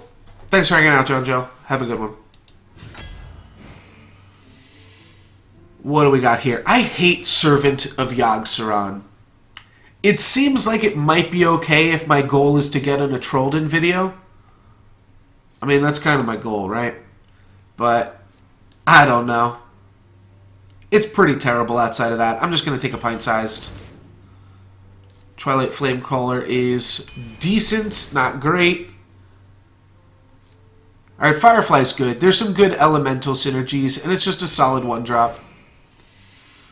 Choose a friendly minion, summon a copy, or 2 damage to all minions. This is one of the worst AoEs that Mage has, but I don't think you need Molten Reflection in Draft. Alright, Freyland's Portal, here we go. We Maging it, we doing it. Take an Illusionist. Nerubian Prophet's decent.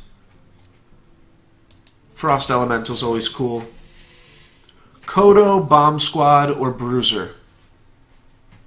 Actually, not too sure. I think I'm going to go with Kodo. But it's close. 8-2 stealth, 2-4 taunt.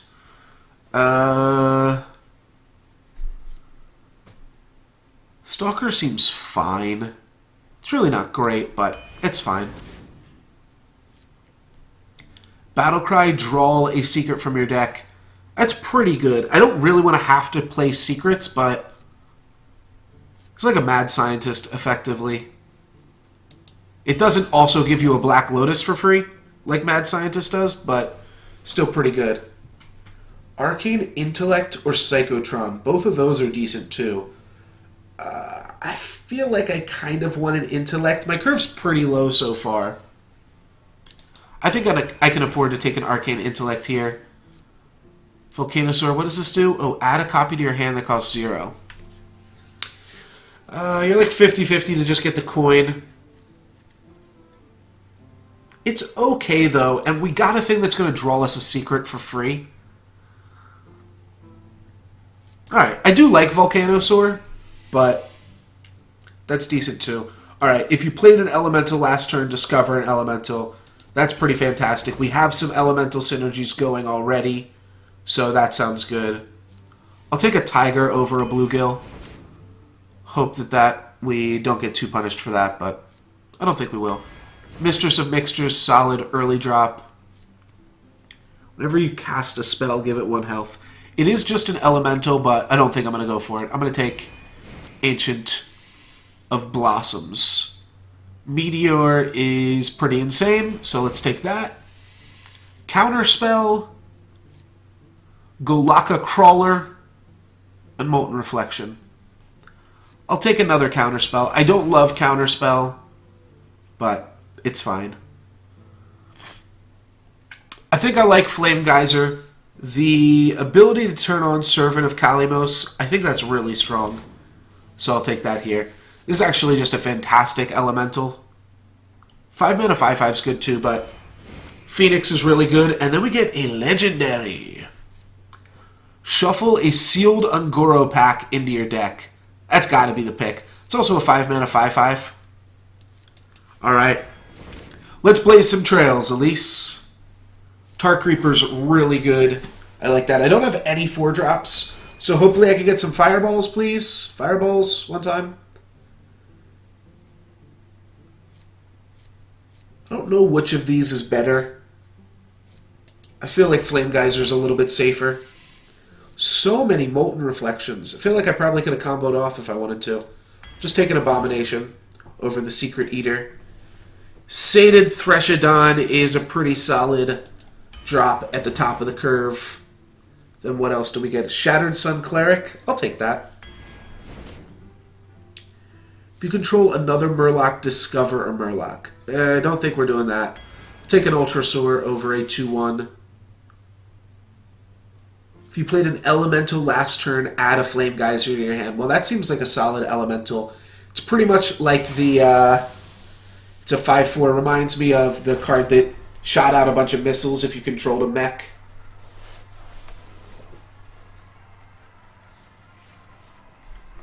So some decent Elemental Mage draft. Synergies going on here.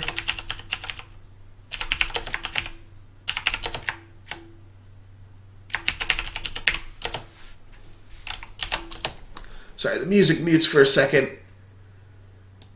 when I tab out. I'm going to turn that off. Almost just conceded. Alright, we don't need this just yet. Servant of Kalimos is really strong. So maybe I do just keep it. We're on the play. Yeah, the longer you have this in your hand, the more you can, like, play for it. And I think it's a pretty good card. I could even ship Violet Illusionist. Yeah, sure I will. My friends reached level 60 warrior. Congratulations. Alright, Volcanic Potion for the board clear. It's a Mage Mirror. Buckle up, everybody. We're in for a long one. I might want to play Tar Creeper on turn 5 or turn 4. So that then I can discover an elemental. And the goal is just to discover another Servant of Kalimos. Obviously there are some legendary elementals too. So discovering those doesn't seem that bad. I could potion it. I could flame call it. I'm just going to ping it.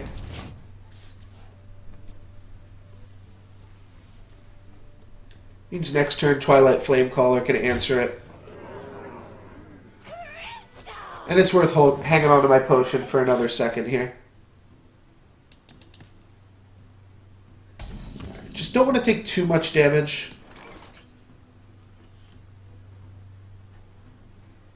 Could just go into Tar Creeper already.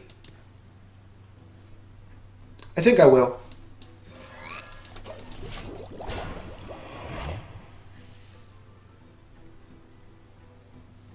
There's a lot of different options for that turn. Any of the 3 cards that I could cast in Hero Power were all reasonable options. Alright, Flame Geyser, Hero Power, trade in my 2/2, and then are we going to see my opponent play one of their elementals? Alright, we are. And I locked myself into Servant of Kalimos last turn. Well, that's not true. Not true anymore.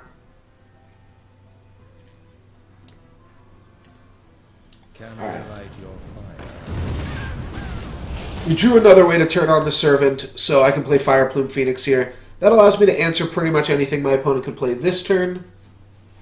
Could have also just played the Tiger for mana efficiency.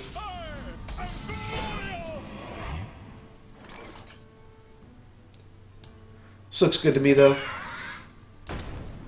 Fire Plume, face, Taunter. Now I get to discover an elemental next turn. I'm probably just going to rebuy on the Servant if I find it.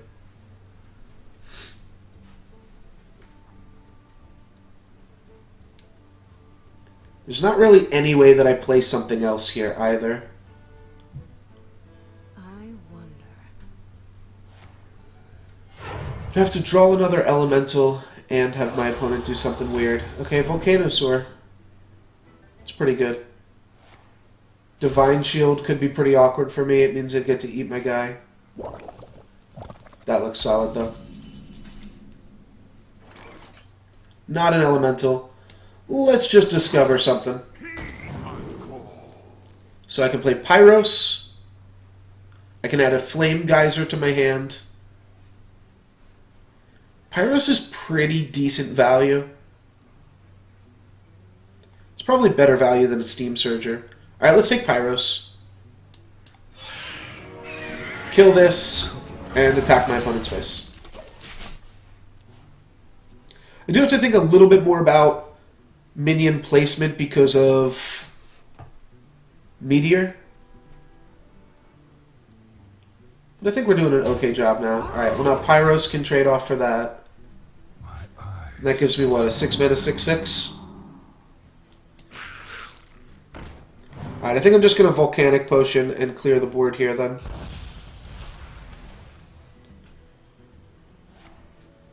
Cool.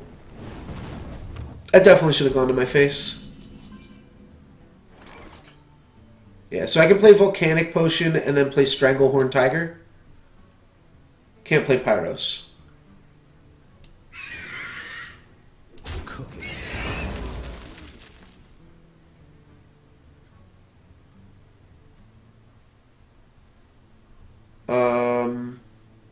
Actually, this is better. Clear the 1/1s as well.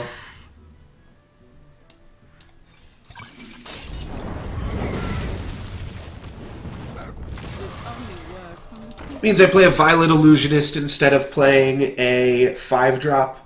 Which means my hand is a lot more expensive. Maybe it's not a better play. Maybe I just leave him with 2 1/1s and play a Stranglehorn Tiger for 5 mana. Alright, they get a free 8/8 or 8-drop. Just possibly even a 12-12. What did they get? A 10-10.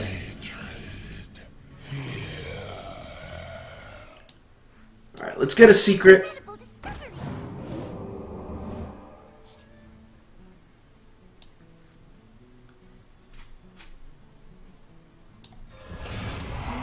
That's fine. I've actually got, like, both of the other monsters in my hand are actually bigger than this. So they're 100% just going to trade into this here. And, alright, they have a volcanic potion to follow it up. That's pretty good, but not even that bad. I can still kill this guy with hero power plus attacks. Huh. Well, no clue what their secret could be. I guess I can play around some stuff here. Just play a tiger. Yeah. I didn't want to give him a 6-8. It's a little bit more annoying. Just give him a 5-5 stealth.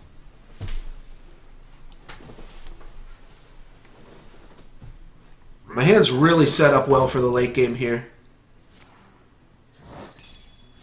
Cool. I get a free glyph.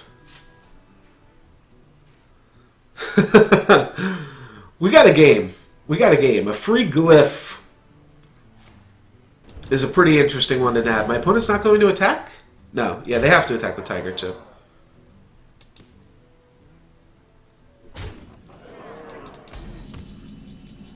Well, I kind of want to play Freyland's Portal. See what I can draw. Fireball's just so good. Am I good at need Ice Block? I don't think so. Yeah, let's kill this. Kill this. And start attacking them. My opponent does have a discovered spell, but not like we have lethal next turn already. It just puts us in a lot of different opportunities to draw lethal by Firelands portaling that. An incredible discovery. Secret could be awkward.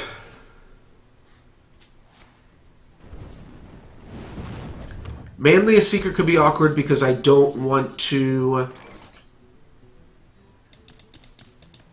That's kind of cool too.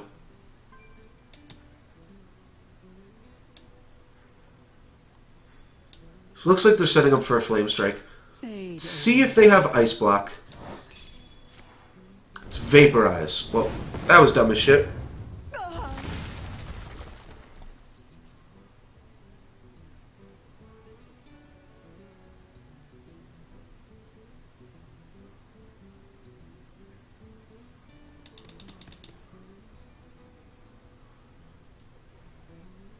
Means I have 8 points of burst. I wonder.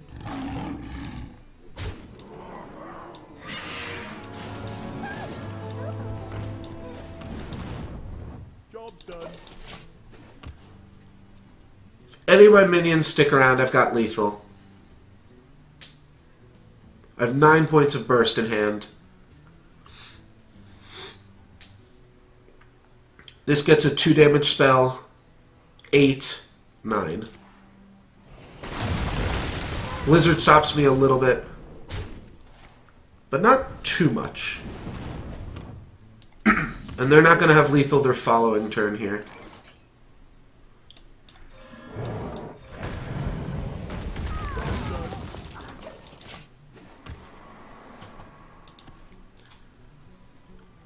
Hang on to all these beasts.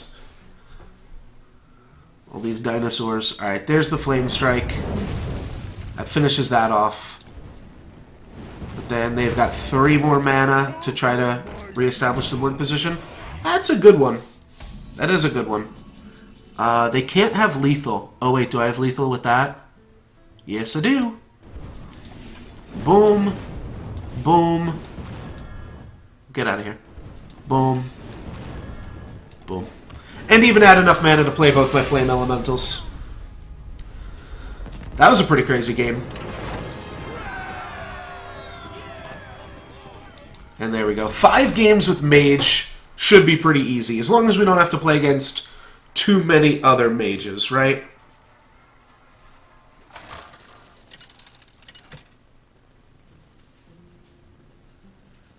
Jaina versus Rexa. Let the hunt begin. You asked for it. Alright, Mana Bind is reasonable. We've got the coin. Sabertooth Stalker, not doing anything with that. I really do like Fireplume Phoenix. Violet Illusionist is just a pretty good card. You know what? Let's shuffle Mana Bind back so that way when we draw the card that draws a secret, we have a higher chance of still having a secret in our deck. And I think then let's just look for a 2-drop. I don't know, our curve's pretty high. Yeah, let's ship this. Fireplume's the only one I want to hang on to. My opponent shipped their entire hand, and we got some big monsters. Alright, punished. We do have turn 3 Fireplume, though, if we need it. Turn 1 tracking from my opponent. Oh, and they knew what they wanted immediately. That was quick. That's looking like a turn 3 Fireplume, turn 4 Steam Surger. That's what that's looking like to me.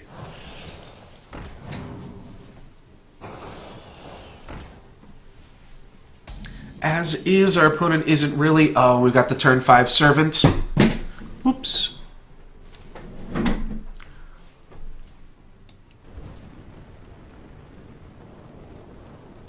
Just don't see it being relevant. We know what we're playing our next 3 turns here.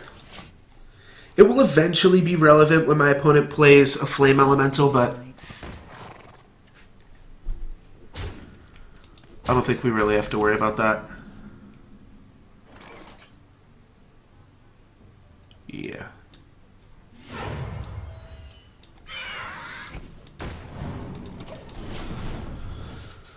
See what they have here to answer our Fireplume Phoenix. They could have a variety of different spells to kill it.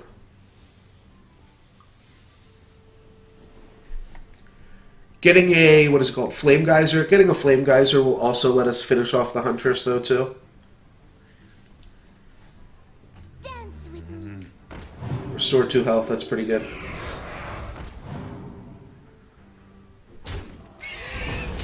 They had no friendly beast to adapt. Yeah, they're just dumping their hand out. Alrighty. Job's done. Well, we can kind of answer their board a little bit here, so... The frost wolves stand. Oh, wow. It's a huge monster, and I really don't even have an answer for this guy. I think I'm just dead to Frostwolf Warlord. Well, hold on. My opponent's going to hit me for 15 here. They're just going to attack my face.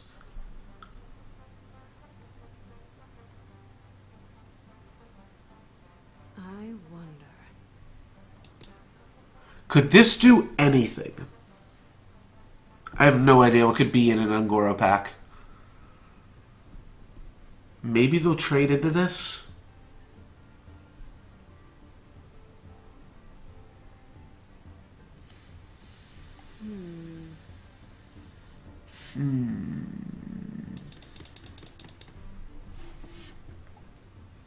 Well, you know what? Maybe I could discover an elemental. We could freeze this.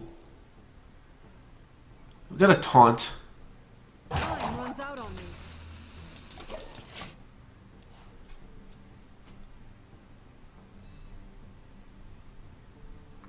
Pretty sure all they have to do is hero power us here and we lose.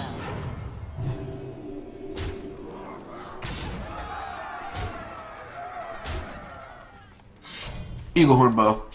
That'll pretty much do it. Yeah, I mean, there's no sense in me sticking around here. You know what? Let's take a look at the Elise animation. This jungle hides many secrets. Alright, that's pretty cool. Well played. You win.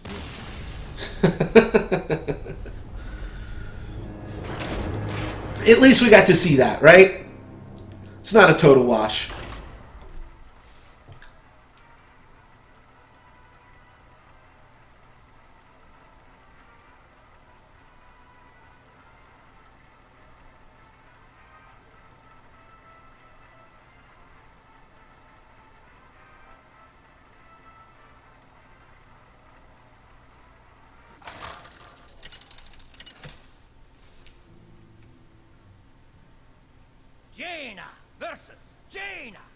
You asked for it.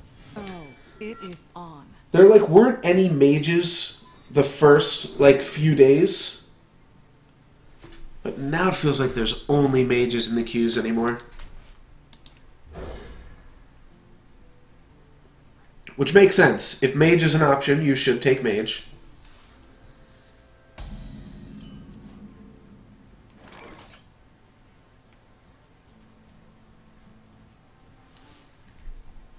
We can play this and then we'll still have the other elemental to play.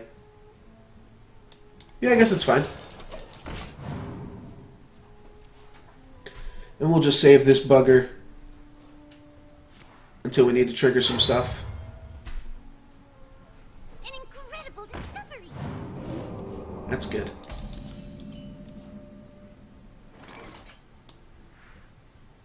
Summoning portal.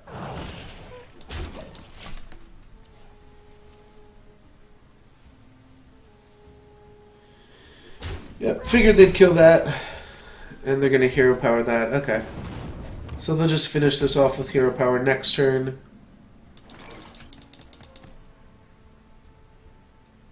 Can also Arcane Intellect or Violet Illusionist for the cost of the Firefly. This only works. This is good. Let's get out on board. I'd kind of rather Arcane Intellect after the pack's already in our deck, too.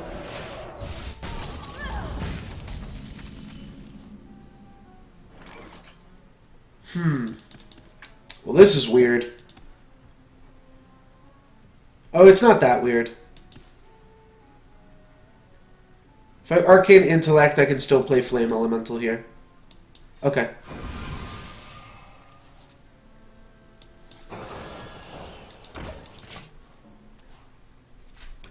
Puts us off of Elise for another turn, but Steam Surger's just as good as Elise, pretty much. Well, now what happens if I draw Kodo? Alright, I didn't. I could still just play Elise here, though. I'm not going to.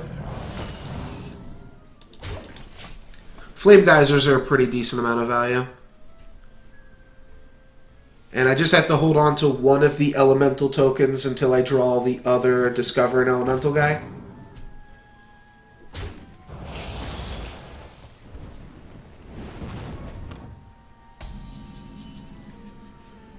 It's a decent play. I don't think I want to use my...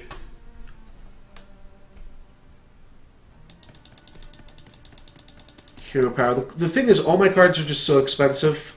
This jungle hides many secrets. Let's just shuffle an Angora pack on in. I'll figure out the rest later. My opponent can Blizzard. They can't Flame Strike. They could also Meteor. Man, that card's annoying. You just can't play around it, though. If they got it, they got it.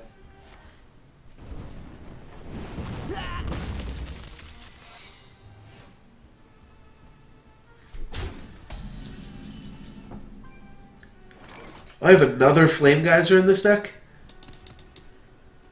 It's pretty crazy. It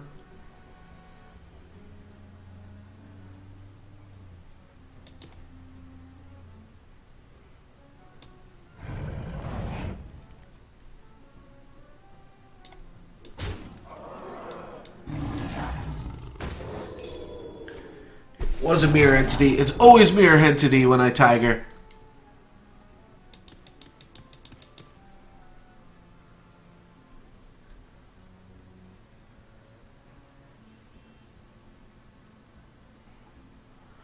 Do I want to use a Flame Geyser here? I guess I could.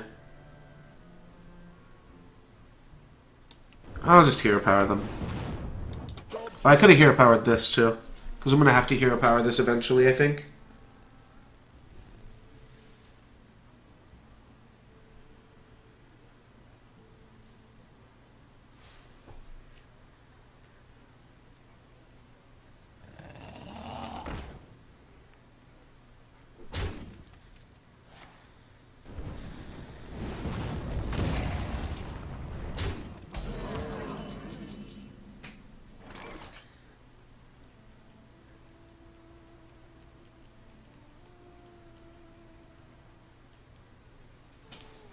Alrighty, what do we got here?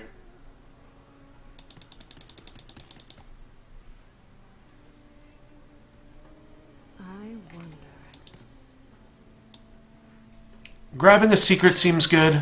Discovery. Just the quicker we get this, the more chance it'll be relevant to the game. Oh, I probably should have played Volcanic Potion first.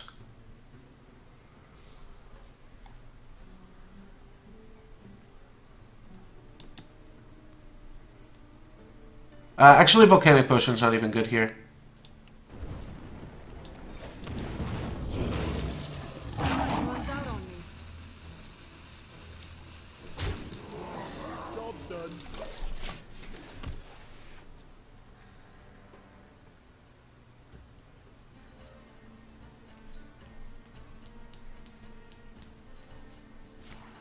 I was like half paying attention that turn.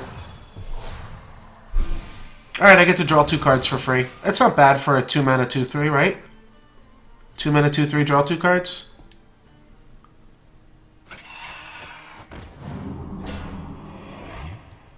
Alright, they're gonna do that. And positive battle there. So I want to Abomination at some point.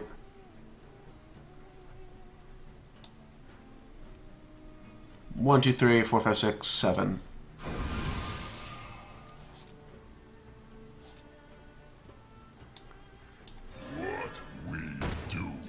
It's Abomination.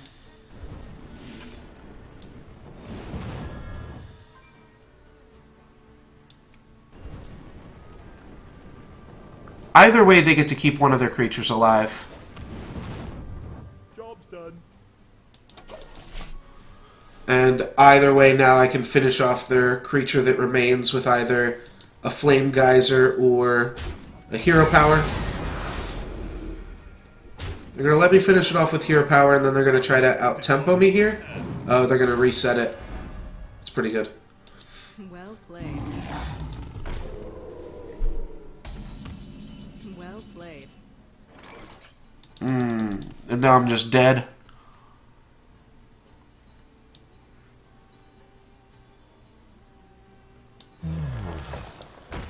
We must cleanse the Sunwell. Probably just dead here.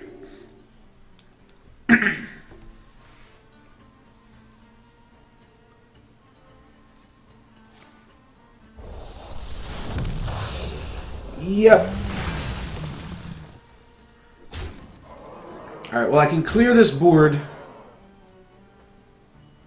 I guess if they don't have a fireball here, they just don't have a fireball, so. I can't clear the board anymore.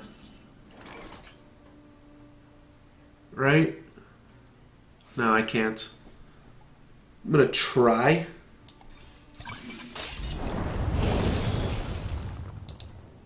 Whoops. Blarg. Alright, that was terrible. Whoops.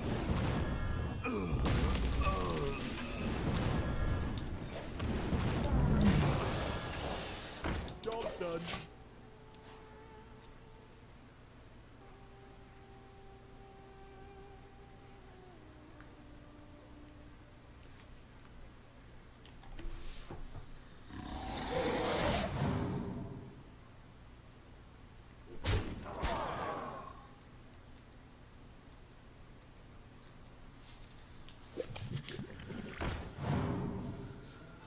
Alrighty.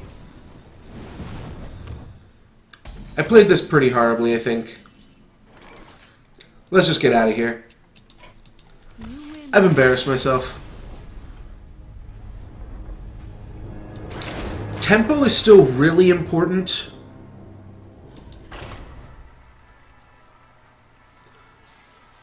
But it's not, I don't know, it's not as important as it used to be. Jaina, I feel like there's just like a disconnect now. the light shall bring victory.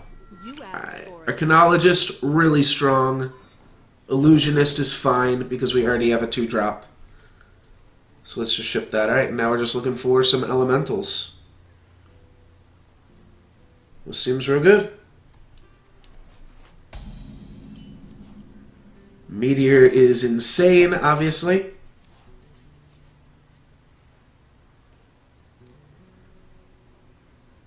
Turn 3, we can even just play a secret. An incredible discovery.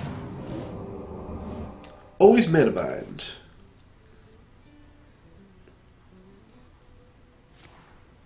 I feel like this card's gotten us mana bind every single time. Where applicable. That doesn't work. Alright, I'll play this.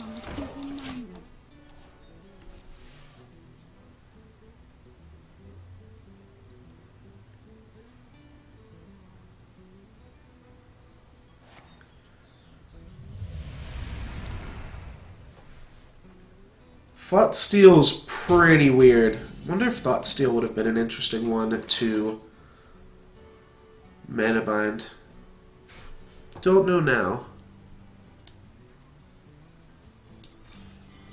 Just gonna play this rather than attack into this. I'll attack into this like with Abomination or something.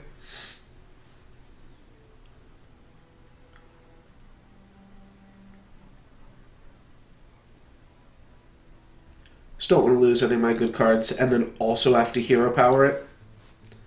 It's a pretty bad tempo loss. Can always just Meteor it at some point too, and then just win the game. Because Meteor's insane. Really wish I could Kodo this, but alas. That's an answer. Thank you.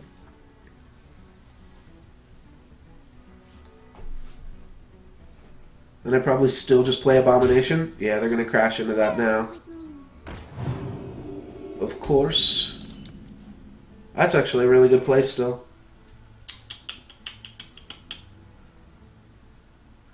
If I play Fire Plume Phoenix, then I can discover an Elemental next turn. Look behind you. So that's solid.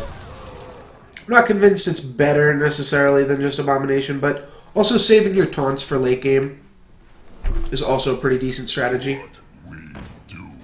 Okay.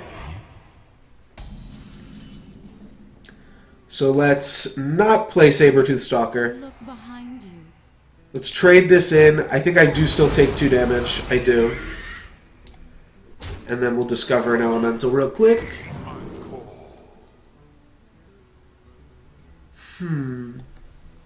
Random Mage spell is pretty good.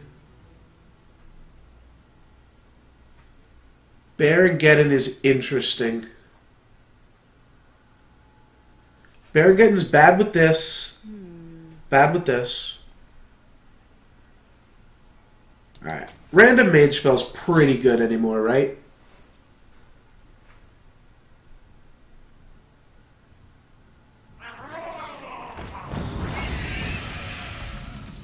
Okay, okay.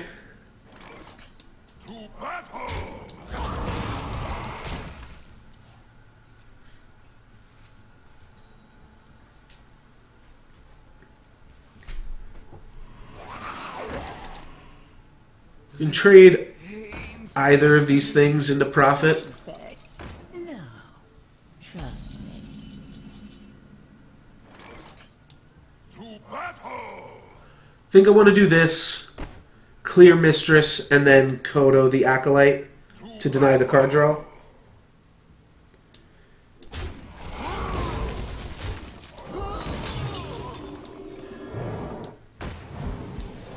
Then I'll play a random Mage spell. Kodo on Acolyte of Pain's got to be pretty good, though, to deny that card draw there. 5 mana. They do have a Holy Fire. Okay. I was like kind of playing around Holy Fire last turn, but not a huge deal. Alright, so Smack Face. I don't really want to play Sabertooth Stalker into obvious AoE. So I'll play a big monster.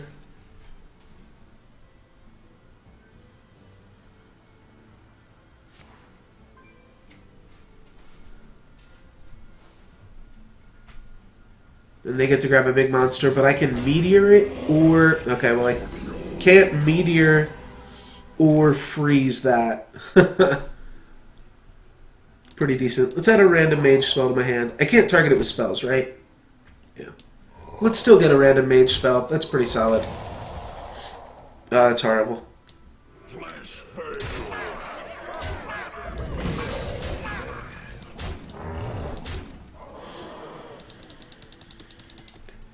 Yeah, I don't think they would have Holy Nova there if they had the opportunity to. Just gonna hope they don't have Dragonfire.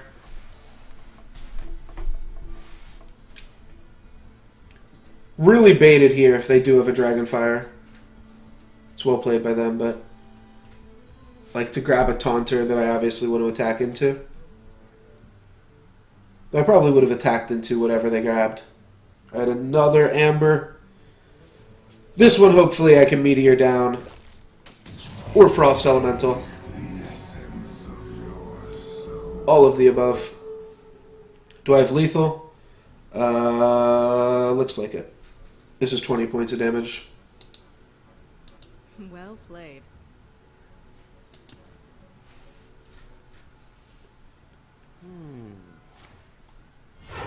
Still lethal. Flash fail. 10 damage. 10 damage.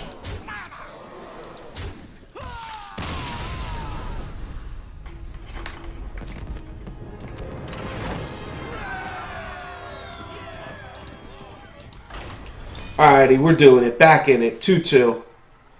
Gonna rattle them off. Get back up to 10 wins. I believe I can win.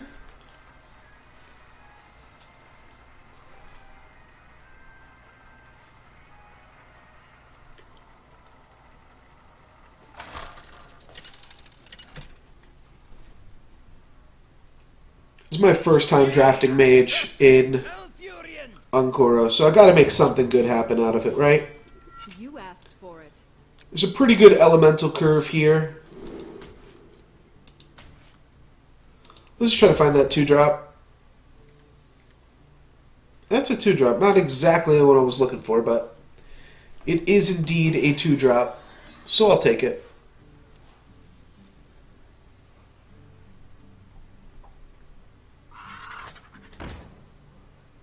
And there's a card for me to poop on. But there's also a Volcanic Potion. Alright, I'll hold here. I'm probably just going to Geyser this. But if I coin Geysered it, then I don't have any mana for the next turn. Oh, wow. This is still actually fine. Oh, that's kind of cool, too. Nah, I'm going to Geyser this. And then I'll probably just be able to Volcanic Potion next turn. Let the pain speak to me. That actually kind of punishes me. But I think I have to do it still. What else could I do? I could just play Tar Creeper.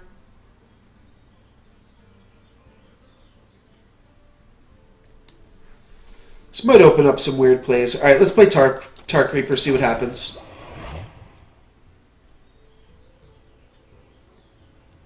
Yeah, I was thinking swipe plus Accolade of Pain.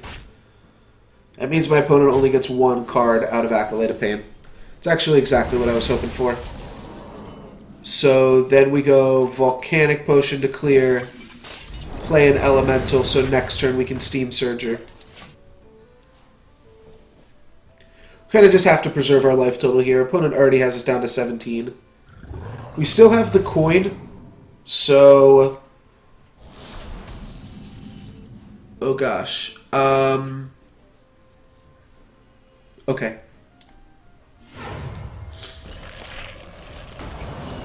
This guy's just way too big of a monster. We can't let it stick around.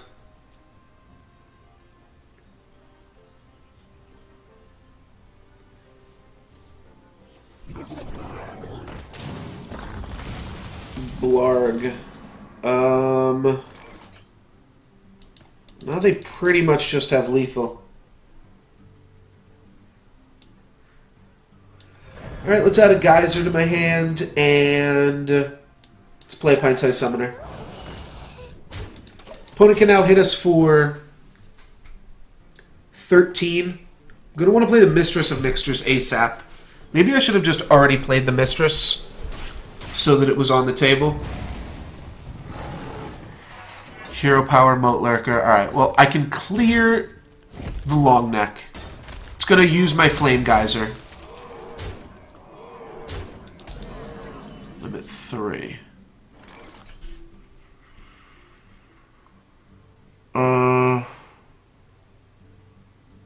Yeah, I don't think that works. I don't think being at 3 is good enough. I've got to both kill this and kill my own Mistress of Mixtures. I wonder.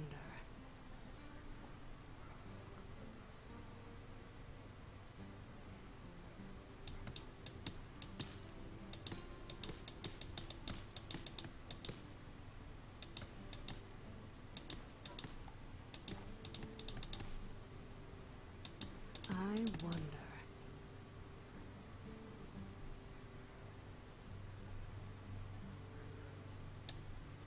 Brothers, heed my call. Time runs out on me.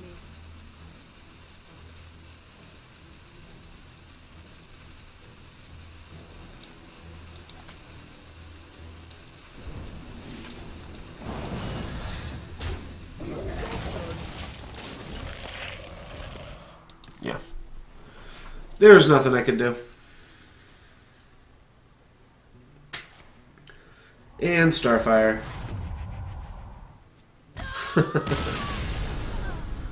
Alrighty. That's a pretty miserable showing.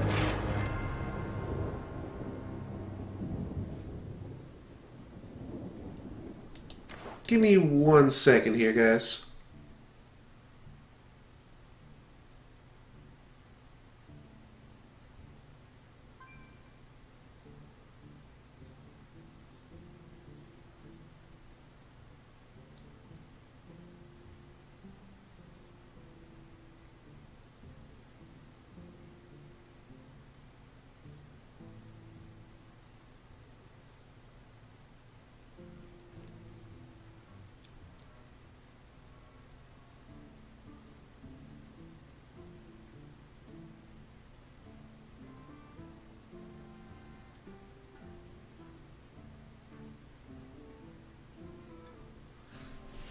Give me 1 second here, guys. I'm going to mute the stream. We'll see what we open. Sorry.